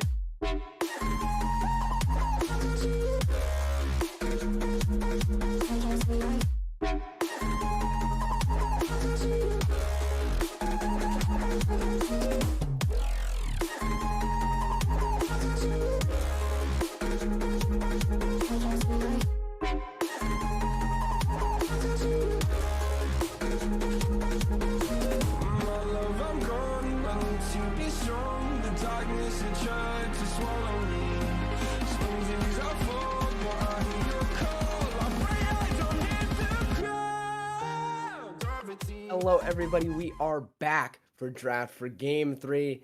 CBR back on blue side, BINX wanting that red side. Last pick, counter pick. Obviously, worked well for CBR, so obviously there's something to it. But there's a lot of expectations set for this game. Everything is riding on this next set. So we'll see what these teams have in store for us. Yeah, and based on how the first two games have been, it's felt like top lane matchups have not impacted as much as the bot lane and mid lane have impacted. Because or the jungle much more. Because when you see in the first game, it was the impact from the jungle from BINX having created so much impact all over the map, running around, getting the ganks down as the Mumu, and creating the pressure that you needed that made the game go much more in favor of BINX. On the second game, it was Buffer this time around on a better matchup, on a better champion, playing much more effectively, much more confidently, and it helped them push through. So I'm thinking now if maybe they decide to not focus that much on the top lane matchup and instead go much more into the jungle matchup. They banned away the Jarvan, they banned away the Syndra, and the Tristana. So no, not wanting to go against any of the champions that were so bothersome in the second game. That's really funny. And also Yeah. CBR taking off that Cogmaw that we saw be so powerful in game 1. So definitely going to be taking our new expectation because nothing from what we've seen before is going to be used here in game 3. The real question Unless is it still a B1 Trundle? it seems CBR, it is. I think for CBR specifically, it makes more sense considering they also, I mean, Trundle is so powerful, but to be able to flex it is just so much more powerful. And obviously, they are very, very comfortable with it in both roles. But this may be interesting. We'll see what BINX is going to lock in. No, it is going to be the Amumu. Makes more sense. It is a decent flex opportunity, and it really makes CBR guess what BINX wants to do. Yeah, and it worked better for them in the first game. So I feel like if it's not broken, that phrase, I don't think it's worked that well here. But if it's not bad, don't throw it away because it can still be flexed. So I think that it has a lot of potential as a Momo to be useful, and I like it that they are now going to pair it with an Oriana because Oriana not only is good lane wise, except a couple of matchups, she can be really effective in lane. And with the Shockwave now delivery system that is Yamumu, you have a lot of pressure in teamfights as well. So BINX going for a really nice combo and a good enough pressure point in the mid lane with the Oriana. Now we need to see what CBR does go for answer now. They don't have the Syndra anymore, the champion that they played on the first two games, and I would like to see what they do end up going for in the mid lane. Yeah, Ooh. that is the big question. It will be Kaisa locked in for the ADC. Obviously, ADCs have been very, very pivotal in both game 1 and 2. But remember, also, do want to point out with that Oriana pick that last game around it was banned. It was on the ban Yeah. table. So this is something that has to be feared. You talked about the combo. Obviously, it's powerful, but just in and of itself, is such a very strong pick for this mid laner. And now locking in potentially the Leona, we saw it be already so very much comfortable. And now locked in with the Kaisa, a little more committal. I think the Kaisa is than the Tristana. Tristana, if she gets that full bomb tick, can still be able to jump out. Yeah. Kaisa with her R, Killer Instinct, a little bit more committal. You really have to want to go in, but it also has a little more versatility in where you can go and who you can lock it onto. And wow. So I I'm think this is with the Lucian changes is going in the bot lane. yeah. And I'm happy for that. I'm happy because yes, it's Lucian, and first of all, it's not blinded, so it's not you're going into a matchup that I know Lucian can win because Kaisa, even though can be strong with a support that has a lot of engage and a lot of CC because of her passive, Lucian is probably one of the best AD carries that can go against AD carries with low range.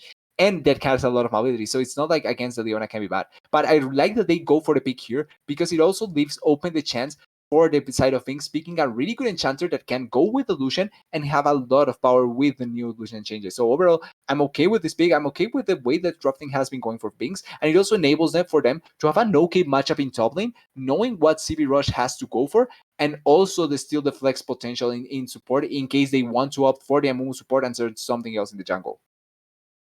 Yeah, we'll see. Also, do like this ban phase. For the side of BINX, taking out a lot of comfort in the victory in the cannon that we saw from game 1. And for CBR, getting rid of that Braum is such a classic combo. The Lucian Braum, Yeah. being able to stack that passive and get that stun across. And the Jace, obviously it didn't work out in game 1 as well as the Jace had hoped. But obviously his team still won. And now it's going to be Nocturne. That was on the ban table from game Yeah. 1. And now we see why. Yeah, and we talked about this in the game one, how they kind of took away junglers so that they could go for or they had to go for the Amumu instead of opting for a different jungler option and not taking full effect on the Amumu flex. But now with the Nocturne being open, they go for the Nocturne. They utilize the Amumu flex. This still can be a Nocturne going on the solo lane instead of going into the jungle and the Amumu still in jungle. So it's not completely defined, but I think that it's going to be the Nocturne on the jungle and the Amumu support. And then on the other side, CV Rush going for the for the Ari. I think that I've previously stated how I feel about the Ari, and I'm not against You it have. if you can play well. I don't fully agree with you, but you definitely have made it Okay. clear. I like looking at history, and Eaglemanor has played a fair amount of Ari. Three different games, all have been wins, and all with pretty decent KDAs. So I'm gonna let the pros do their thing, Yeah. and see if he could do exactly what he did in the first two games, where I think he really performed well. I hope that he performs with Yari because even though I hate how bad the champion can be, I want her to win. Like I will be biased for her for the Ari. I want Ari to win. So don't get me wrong. Please win. Shut me up. I want that happening. But Mordekaiser being picked for CB Rush, a powerful pick in the top lane means that the Toronto is going top, and once again committing for the Aatrox. So a lot of outplay potential in the solo lanes when you think about it, and this also means that the aggressiveness that BINX can go for can be really huge. But if they fall behind, their composition has no really not a lot of outs because Lucian behind is not that effective. Oriana behind can have good shockwaves, but she's also really vulnerable, and without follow up, Nocturne and Aatrox are not that good either. So really risking a lot with this composition, I feel. Yeah, honestly, Oriana, I feel like is one of the few champions that doesn't really matter how strong or how well she has scaled. Shockwave sort of just Yeah. does Shockwave things. But other than that, you're right. A lot of it is feast or famine. Obviously, we saw the Aatrox. I have to give some respect to the pick because we saw it get solo kills in game one. Obviously, could not carry it out considering how strong that Tristana got. Double pentakills. You don't see that every day. But Yeah. he did really well for himself in the top lane. The problem is making that top lane matchup matter because in that island, sometimes it feels like it has some of the least agency in the game as far as all five roles go. And trying to see if this time around, if he A can do the same bullying that he did in game two, but more importantly, if he can really explode it and make sure that what the lead that he wins in the top side, if he does win it, counts for something and helps his team get to that victory. Yeah, certainly. I feel like and I think we stressed this point out, the impact of top laners in the series has not been as huge as their impact from the rest of the map. So it's really important how much you use that lead that you have to impact the game. But I think one of the things that happened on the second game that helped that lead for the Ajax was the Trundle in the jungle as well. The ganks that he tried to pull off repeatedly, going to topside, diving, trying to put the Ajax ahead. I think that is important. And now with an Nocturne, it's going to be much hard because Nocturne realistically doesn't want to gank till level 6. He wants to get towards his ultimate before he actually begins impacting the map because that's his strongest. That's when he can become stronger than he actually is. And I'm scared that without the jungle assistance from the Nocturne, the Trundle going much earlier on to the top lane from the side of CB Rush and helping the Mordekaiser kill the Atrox. If the Mordekaiser gets an early kill with the help of the Trundle or anything like that, and can begin bothering the Atrox, it's a matchup that, like the Laoi, can be really snowbally, but the Mordekaiser can answer really effectively against the Atrox as well. So it can be really risky from the side of BINX. Yeah, and also I do want to point out we're talking about what we want to see change from game one to two, but what has already been set in stone pretty much is that the mid jungle has been big difference makers in Yeah. both games. And CB Rush in those early levels, I think six is where it starts to even out, but Ari and Trundle honestly the strongest level two in the game. And now paired with something like an Ari that once she hits level six can dash around and be a very powerful skirmishing force in that mid river area. And so we're gonna have to see what Blue Shift. I feel like that's the big difference maker for me. If this Nocturne can get himself off the ground and be the catalyst that his team needs, then I think that BINX has a big opportunity to get themselves to the semifinals. But honestly, it seems like from history at least, there's a lot more faith in the fact that Trundle, being as powerful as he was in the past, paired with his Ari, can really do some damage. Yep, I think that CV Rush drafted for themselves as something much more logical all around, trying to play to not only what they have been much more accustomed to, but also what can be much more stronger for them. And I think that BINX, I think that it's funny that BINX in the deciding game, the game that can decide if they move forward or if they get eliminated, they go for a feast or famine composition that really depends on you being able to win. Not, I won't say winning lanes, but winning early mid game. And if they are not able to do that, it can just get harder and harder the longer the games goes on. Because Kaisa is now, I think that she got a buff in her scaling, which makes it now a better scaler because of the attack speed buff that she got on her E. And she also has a lot of good setup with the Leona and with the Trundle pillar. Even though it's not a C, if you are able to leave someone stuck on a place, she can get her her plasma stacks much more easy and utilize her damage much more effectively. So I think CV Rush has a really good composition for later stage of the game. And like you're saying with the the Ari Trundle combo, I think that it can be stronger even after level 6. I think that it can be stronger than the Nocturne Oriana combo, and because I think Oriana Nocturne combo depends a lot on ultimate.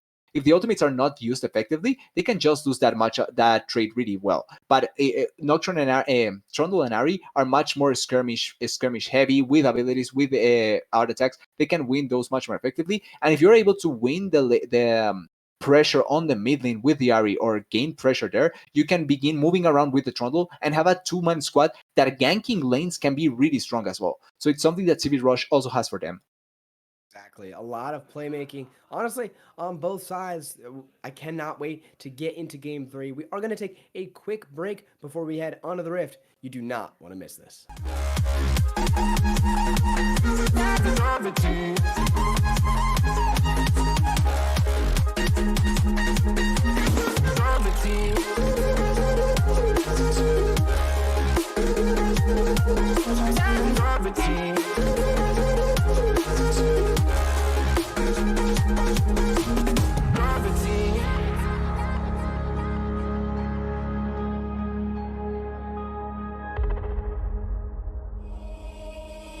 Baby, wait, I know that you're afraid, but it'll be okay if you just stay with me. And we can run from here and we can disappear, and they won't find us where we are going, dear. So baby, hold on to me, 'cause I know I can make you believe in something that only we can see. Oh, so baby, hold on to me, hold on to me.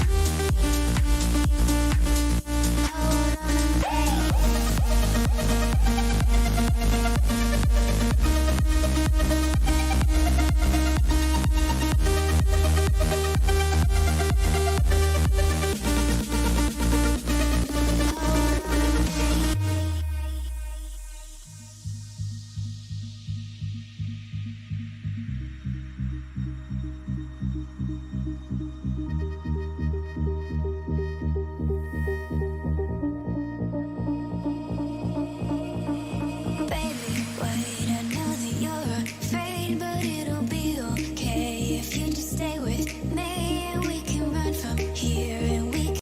What makes us fall in love with a car is more.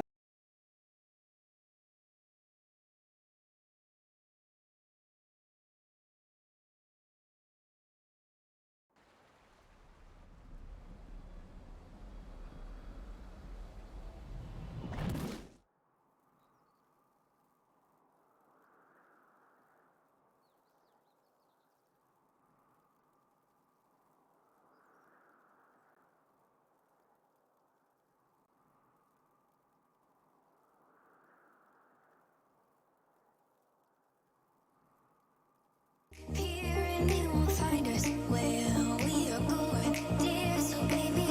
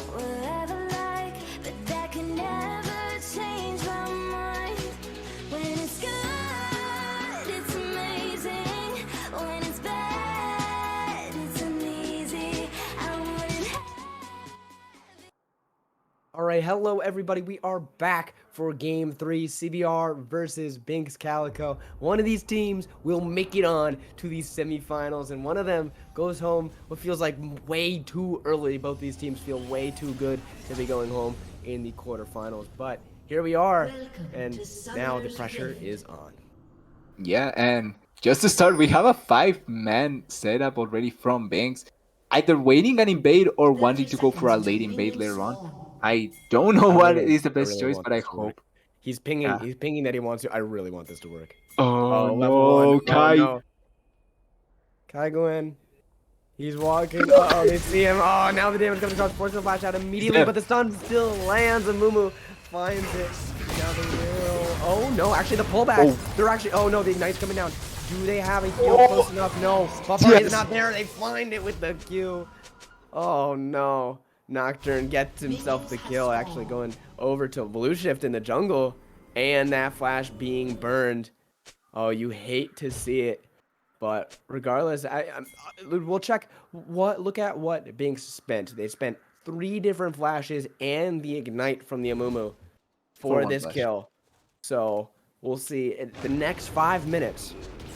If they don't go CBR's favor, then that play works really well for them. If it does, or I'm sorry, if CBR can make plays with those cooldowns low, but not yet back up, then we'll have to check if it's actually worth it at the end of the day. Wow, lots of training in the mid lane too. Yeah, but that meant that Oriana loses a lot. Oriana lost 2 minions in the process, so I am not sure if it's 100% worth it for the Oriana. But yeah, like you're saying, we need to wait and see how worth that first blood is. But at this point, giving the first blood to the Nocturne is really important, not only because of the extra gold, but also the extra experience that you get out of that kill can be really important for him to ding level 6 faster. And that is a really important power spike onto the Nocturne. But oof, the trading from the Oriana already so good. Forcing the So second. much damage. I think But, she forced already all corruption pots. Sorry for that. Yeah, I think everyone on both sides is being used, but that is an early level 2 for CB Rush. We'll see. Honestly, I love that you point out that level 6 for the Nocturne, because it's so important that it went to him because of how much he rides or dies, honestly, on his ultimate and his ultimate cooldown. Finding success with that first 2 ultimates can really seal the deal for if Blue Shift will be able to do what he wants to do. Now trying to look in. I don't know if going up to the Mumu is the one you want. I'm Now, not sure Buffard, about that. yeah, a lot of damage being traded back, but Coach Pizza still doing some work. Gabo taking down decently low. Coach Pizza, so much tankiness built in with that W, and he had one of the biscuits, and now he's going to be looking again. Nocturne's Oh, here. he finds a beautiful one, but beautifully good timing for Blue Shift. They're trying to look. They find it. They use the Ignite too, but the trade back. They can't find the kill. Yes, Buffer finds the kill. You've got to be kidding me. He survived too. The stuns. Coach Pizza. Can they so get much him? work to keep him alive. They can find nothing. Coach Pizza. He's locking more. He has the shield. He's going to try and look for even more, but that's the level up. They cannot look for it. I love the attempt. I had faith in him too, but regardless, CB Rush on that bottom side, really fighting to make it work. I also think that he cancelled 2 auto attacks in the, against the Nocturne or the Delusion, so it could have been way riskier for the Delusion. But yeah, like you're saying, and I think Coach Pizza played that fight in the bottom lane, that gank from the Nocturne, so well. He not only dissuaded the attention from the Nocturne, he stunned the Amumu from being able to get on top of the Kai'Sa, get him in position for the Kai'Sa to get the kill, and then moved ahead in front of the Kai'Sa so that even if they try to get on top of her, they have to go through the Leona. Super well played by the Nocturne, super by the Leona, super effective, and they end up trading, getting a kill in a situation that it could have just been horrendous for the side of CBR. Yeah, nice now, charm. ooh, wow. Long range charm, Small Crow gonna feel some pain up in there. Ooh, the ignite is there, so remember, Yeah. Ego Bender does have some kill pressure if that does go through. But now under tower should not result in anything. But if you're checking out that CS, Blue Shift still ahead of Trundle. We'll see when he's able to tick level 6, because that's really when this game starts to explode. Yeah, and he's still ahead, even though he lost a little bit of pacing because of what happened in the bottom lane. But really, he has been doing a really nice job to keep up the pace. He's getting now even experience from the lane, so should be in a really nice way onto level 6. But once again, like you're saying, with Ignite, Igor Bender putting a lot of pressure onto the Oriana, and the Ignite means that you have to be much more careful how you play as Orianna, because you can get just all in at any point. But even so, this also means that if the Ahri doesn't get a kill with Ignite, she can get a little bit useless compared to the Orianna, because a lot of your power rides on getting early kills. Absolutely, and I do want to point out, I'm not sure if you could remind me which was picked first, the Mordekaiser or the Aatrox. The Mord. So you picked into this, and you're already 15 CS down. Yeah. Alfide is feeling the pain up in the top side. Obviously, even in the other solo lane, in the mid lane, also going in CBR favor. But now, Coach Pizza wants to make bot the same way, looking onto Gabo.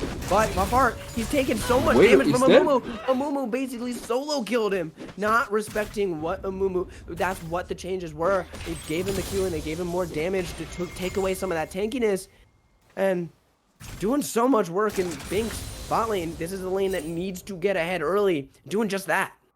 Yeah, and like you're saying, the Mumu damage, I don't think nobody expected the amount of damage that went through, but it's also the Ignite help that get the kill. They're really well played by Silos IV Bender to get on top of the Kai'Sa, deny the good engage from Coach Pizza, and get a kill down there. So already we're seeing not only a lot of action bolting, but a lot of kills going between both sides. She shouldn't stop. Yeah, she's mainly just threatening and getting the wave into a good position. But going back to topic with the top lane matchup, it's becoming much more closer now in CS, but this wave is still going to need to get collected by the Mordekaiser. It's also the next wave that is going to get collected. And like you're saying, I think the matchup has not been going in favor of the Aatrox as much as he probably expected. And I think it also has to be with the fact that the jungle pressure from the Nocturne has not been there like the Trundle was in the previous game. Something that we mentioned that may have impacted this matchup. That's a great point, but obviously Rutledge doing a lot of work in that top side now, forcing Alfide to back. We'll see if the wave can get pushed in time. That'd be big if it could. But now, honestly, a little bit of pause on the Rift. The first Drake was secured very early by CBR, but now with Infernal already taken and Ocean next up is going to be either a Cloud or Mountain Soul. Obviously, one feels so much better to get than the other. Yeah, there's a clear difference between which Drake you certainly want to get, but I think that both teams can utilize the Cloud Soul to a center tree, especially the cooldown for the Soul. I think that Nocturne and Orianna would love that so much because it's a lot of their kits, but certainly they probably are looking much more forward for the Mountain Soul to get the extra resistances and being able to get that shield that can be the difference between life and death in most fights. And also, quickly to point it out, that I really like the movement from CBR to go for that Drake, knowing that the two bot laners were backing and the fact that the Nocturne is not as strong as he can be at this point. So the threat from the Drake is not going to be that big from the side of things, and they can secure this early Drake really effectively. Absolutely, and now we're gonna have to see what they can do to explode what they already have. Because if you check out that level, Blue Shift with the level 6, he has the Paranoia available. Still so far just full clearing, but as soon as he starts to make those plays, we have to test how effective they are, because remember, BINX are the ones on the onus is on them to push the tempo of this game, because they have that early playmaking, but they fall apart the later it gets. Other than that Orianna Shockwave, they either need Small Crow to carry a late game fight, or they need to win early. Yep, it's really banking on having a meaningful advantage that it doesn't matter how bad a fight goes, you have enough gold to turn it around. And we need to begin seeing the movements from Blue Shift in the Nocturne. I think ideally in the mid lane with the Shockwave to try and... Oh wait, Shockwave? Shockwave looking on the Eagle Bender, but Nocturne, if Nocturne was in the area, that should have been a kill for Eagle Bender. Maybe a little bit of disconnect between the mid-jungle duo of BINX, because it feels like Eagle Bender should be dead right now. Yeah, maybe it's just a pushing ultimate, kind of what we saw in the previous game with the picture, to just dissuade the Ahri from trying to achieve anything and giving space for the Orianna to back, because she was also really low in health, or really low in mana, so maybe they can't achieve anything later on. But still, I think that, like you're saying, if Blue Shift is closer by, they can go look for a play and even burn some summoners out of the Ahri. And I think that if Blue Shift doesn't try to go for a play soon enough, it's not going to be that good for the side of things.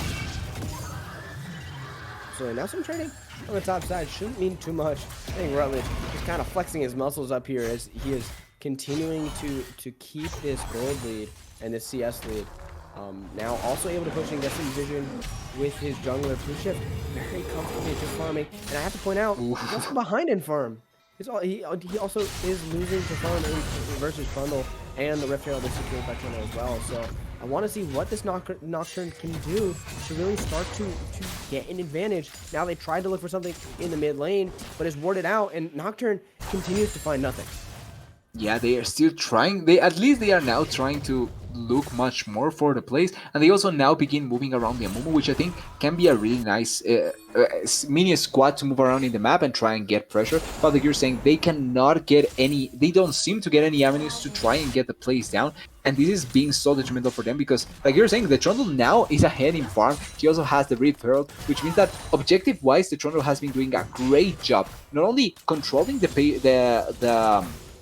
pace of the game, but also controlling the objectives and giving them in favor of CB Rush. And now with this Herald coming to bot lane, this can be a really nice amount of gold going into CB Rush. Getting this done now, the Zenith Blade into Silas Vendor, but the Nautilus is oh my god, falling from downtown, flashing, he's under tower, but it does not matter, they find the kill regardless. Now can they get the trade kill? Yes they can, but Pizza is out right now, and the TP coming back. Blue Shift has to flash away, the Zenith Blade barely misses, but in the mid lane, a lot of damage. Egro Bender wants to find himself the solo kill, but Nguyen trying to look even further. He has a lot of damage with the Fear, has to dodge away from it, but now Ari waiting in the wings, the Charmer over the wall, he's doing so much damage, shut down. Going over to the mid laner, they find everything they need. Small Croak can do nothing, and now with the Drake, 20 seconds till spawning, should be a formality. CB Rush gets himself both Drake. They get to unlock the mid lane with this Rift Herald, and a beautiful team fight win for Rush. Yeah, and really, really importantly, they also get the blue buff on Ari. That's the biggest win. No, but I just feel like that's great as an Ari. But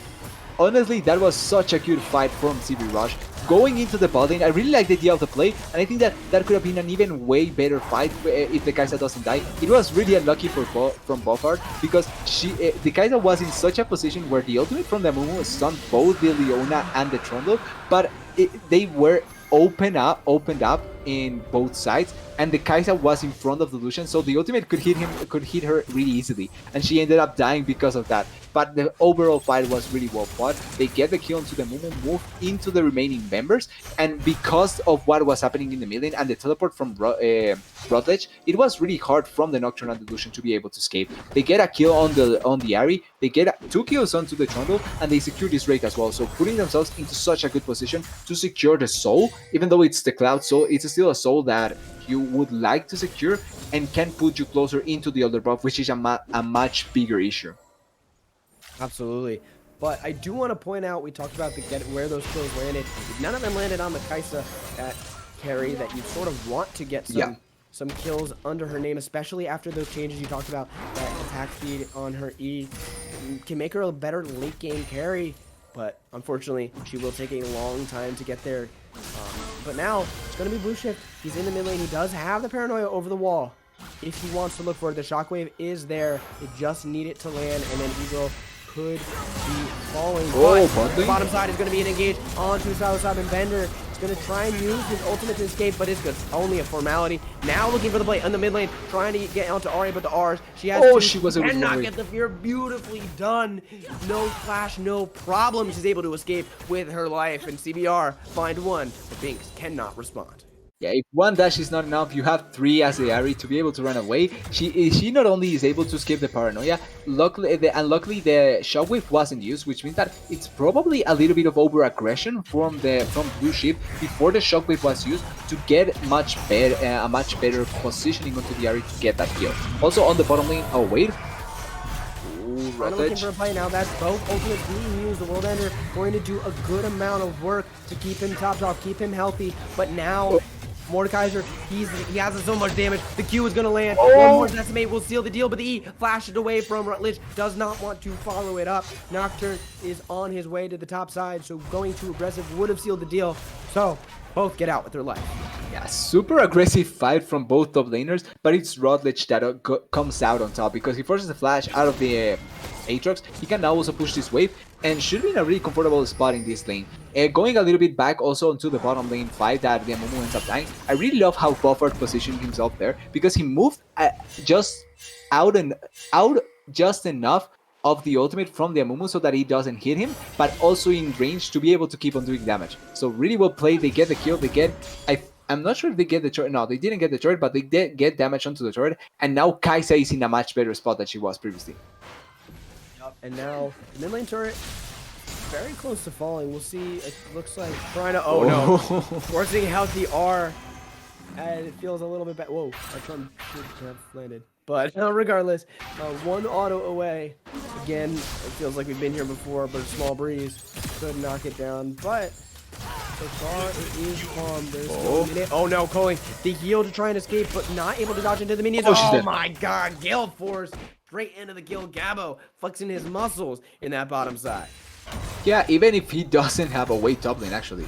Now looking for a play, but the knockup not securing that chain stun, and now Fide trying to just stall, but Coach Pizza has arrived. Blue Shift is here. They do have the ultimate, but the fall will happen regardless. Coach Pizza actually finding himself the kill. The Solar Blade trying to look on a Nocturne as well. Could not find it, but regardless, successful trade play on the top side.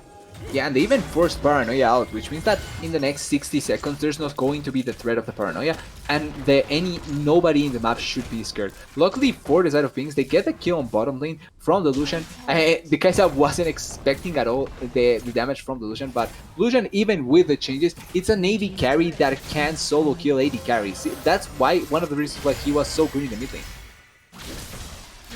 Yeah, absolutely. Now, Coach Pizza trying to look for a play. It looks like actually Trundle, they are going to be securing the second Rift Herald on the top side and trying to explode the gold lead. It has gotten very, very close. It is within 1,000, about 700 gold difference separates these two teams. In 20 seconds until Soul Point will spawn if CB Rush are able to secure it. It looks like BINX, they want to fight. This is way too close of a game, but this feels like the third game of a 3-game series where either team can take it. Oh, yeah, Momo getting the first bandit touch. Not sure if you really can engage onto the Leona, probably the tankiest member other than Trundle when he pulls trigger on the ulti, but now, girl, I'm not sure about what this. you want to look for, but he doesn't have anyone to help him, and now you cannot lose your support so early into this fight. Flash away. The truck is able to get the tower on the top side, but the Drake is alive. So far, they're not pulling trigger on it. I'm a little bit surprised by that. It looks like now they will. So they get what they came for. Now Trundle able to secure himself what is Soul Point. They are one away from getting a very, very early soul. A very early soul is a very early elder. Yeah, and it's a really important deal. Not the soul mainly, but the elder buff. They can get to that point really early on. That can really change a lot of things. But it's also a risk. Don't get me wrong. It's a really important soul objective to try and force. But it's something that if you give away by mistake or something bad happens and the enemy team takes it, it can just turn completely the tables in against your favor. So you have to be really careful about that overall. But I think that CB Rush, with the way that they have been playing, that they want this game to be played out, and how they have been setting up for these objectives with the pushing the waves and the like, I think that they probably really want to force it and try and win a team fight through that. Yeah, we will see. But that's a man toss. Oh, Leona did get her back, but that was so quick. Blue Shift blew her up. No chance to play it out. I had the flash available as well as the ultimate. Could not do anything. Now, Kojisa trying to stall. That's the call from the team. They're trying to look for this play. That's a counter TP as well. But Kaisa has finally arrived. Outside of the better, going to fall immediately. Coach Pizza, he's going so low, but he's not going to be fallen yet. Alfide just seems like a matter of time, and has a double kill. I question the play, but shame on me. Beautifully done by CB Rush as they find their punish. Yeah, I think I don't shame you either at all, because I didn't expect anything to happen either, but really great solar flare there, getting the stun onto 3 members, keeping them in place, the teleport from behind a ward that nobody expected was there. They get the Mordekaiser on top of the fight, and the Trundle, with stealing the stats that he stole, is able to get tankier enough so that he doesn't die immediately, and the fight can be much more in favor of CB Rush. Really well played overall, really nicely done by Coach Pizza, and he certainly has been playing a really good game. I really like how he played the early laning phase, and this meeting he has been playing so well going around the map. Yeah, absolutely he has now finding himself the opposing support. But should be a little bit of calm on the Rift. 10 seconds until the Baron spawns, but it doesn't feel like either team feel uber ahead enough to force such an early Baron. Yeah. Although the top jungle is rather busy for the side of BINX. But I do not expect them to be posturing aggressively. And now the real question is, what can you get done before you feel comfortable to do that Baron? Can you continue to push these towers? They're going to find the one in the top side with that Rift Herald, and we'll see if they can potentially even get second charges. Actually, a lot of damage comes across. Fide taken pretty low. The ultimate's there, but did not want to go under the tower. Leona might though. I have a feeling Coach Pizza might go under the tower, but Yeah.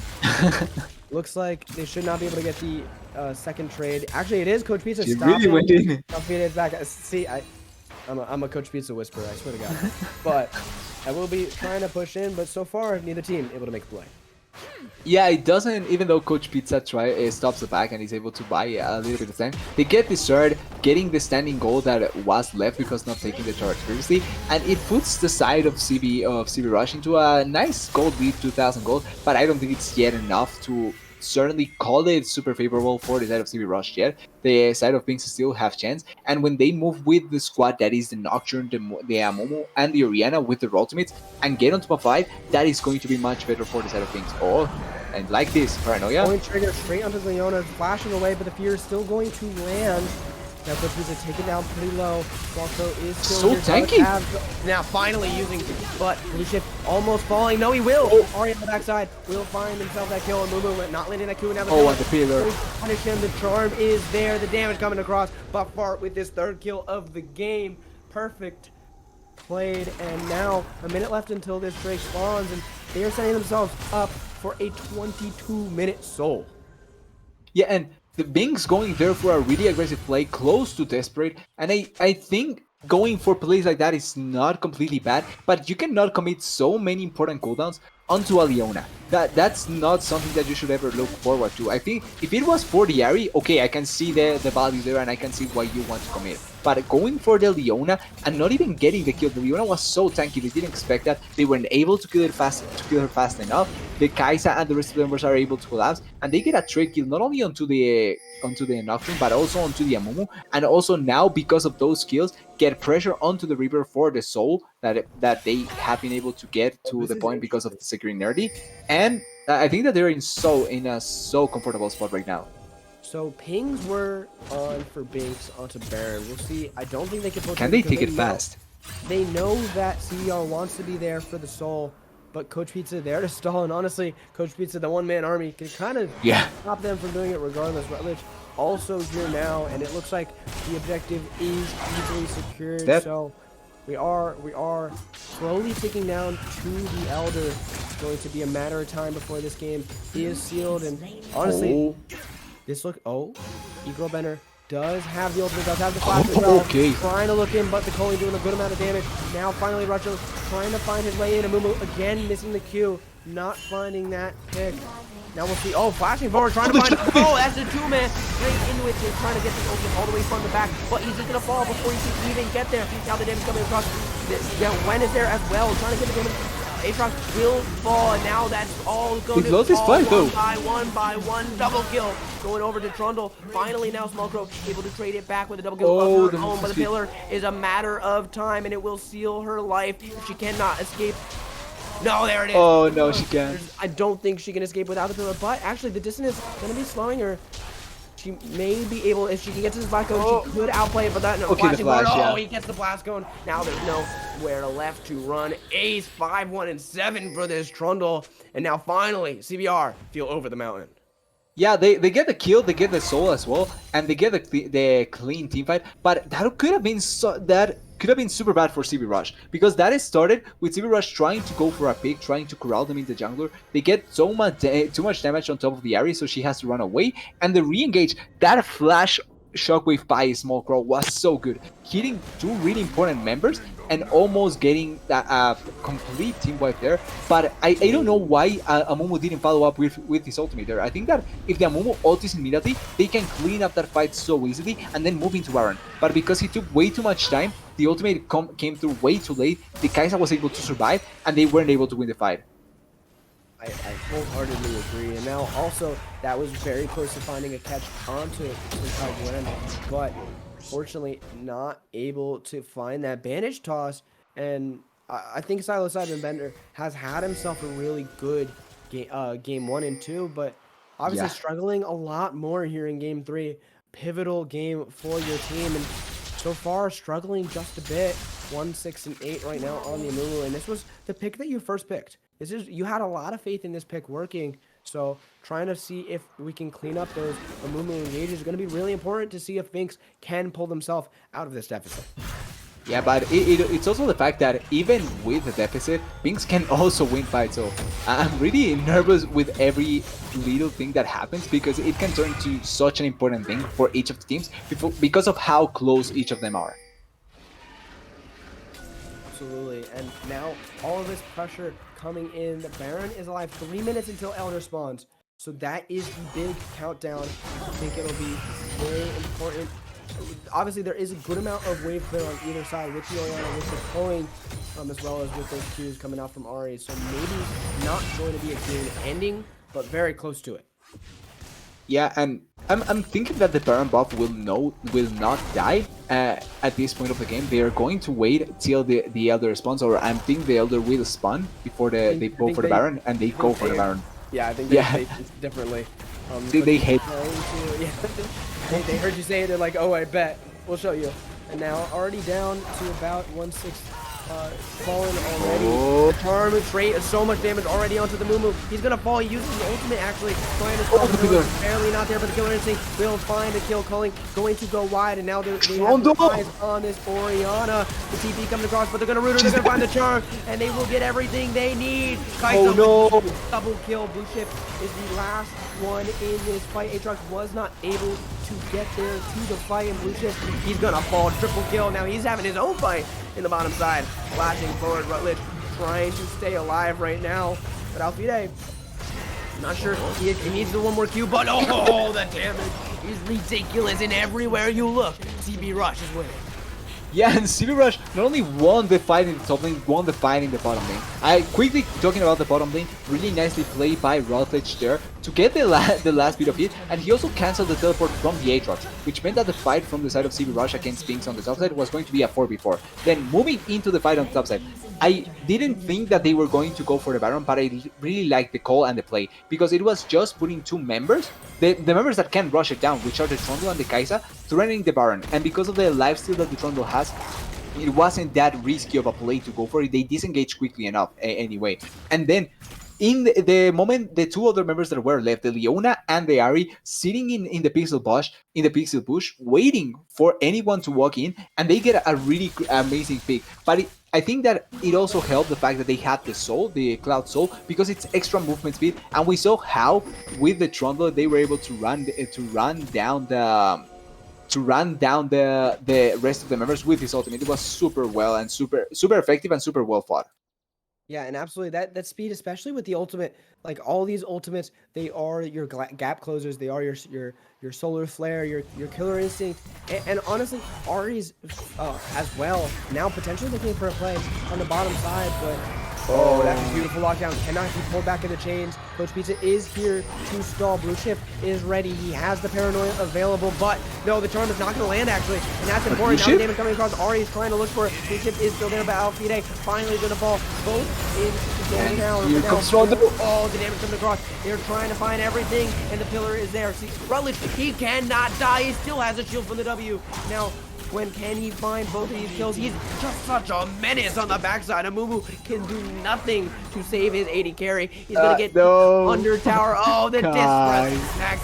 And now Killer Instinct on the other side will find themselves a kill. And finally, they get themselves the game. Finally, they push down the mid lane there. They have all the minions they need. And you're right, this could be game 3 going to CB Rush. They're going to try and push down these towers. And that is going to be it. The timers are just too long. Only 30 minutes in. CB Rush steal their ticket to the semifinals. Yeah, and what a game, what a series overall. Really well played by both teams, but CB Rush, when they got the Baron buff, that was the push that they needed to be able to win the game. And I think we're seeing why the focus onto the Trundle. 3 games, it was first pick. And 2 games, it was completely, well, not useless, but it didn't find the win. But on the last game, it finally showcases the power of the Trundle super effectively. They get the win, they get the kills on the Trundle, they get the value of the Trundle, and they get the win. Super well played by Zero Rush, and super deserved to move forward. Yeah, absolutely. It's a little bit of a heartbreak for BINX. They Yeah. played a very, very strong fight. They really, you could tell they won in this, but obviously the pieces did not come together. I have to give so much credit, CB Rush. This was not easy. You had a 45-minute game in game one. Imagine the exhaustion for these players, but sealing the deal where it counts, 2 pentakills later, and now getting themselves all the way to a best of 5 semifinal just next week. You guys don't want to miss that. Thank you so much for watching.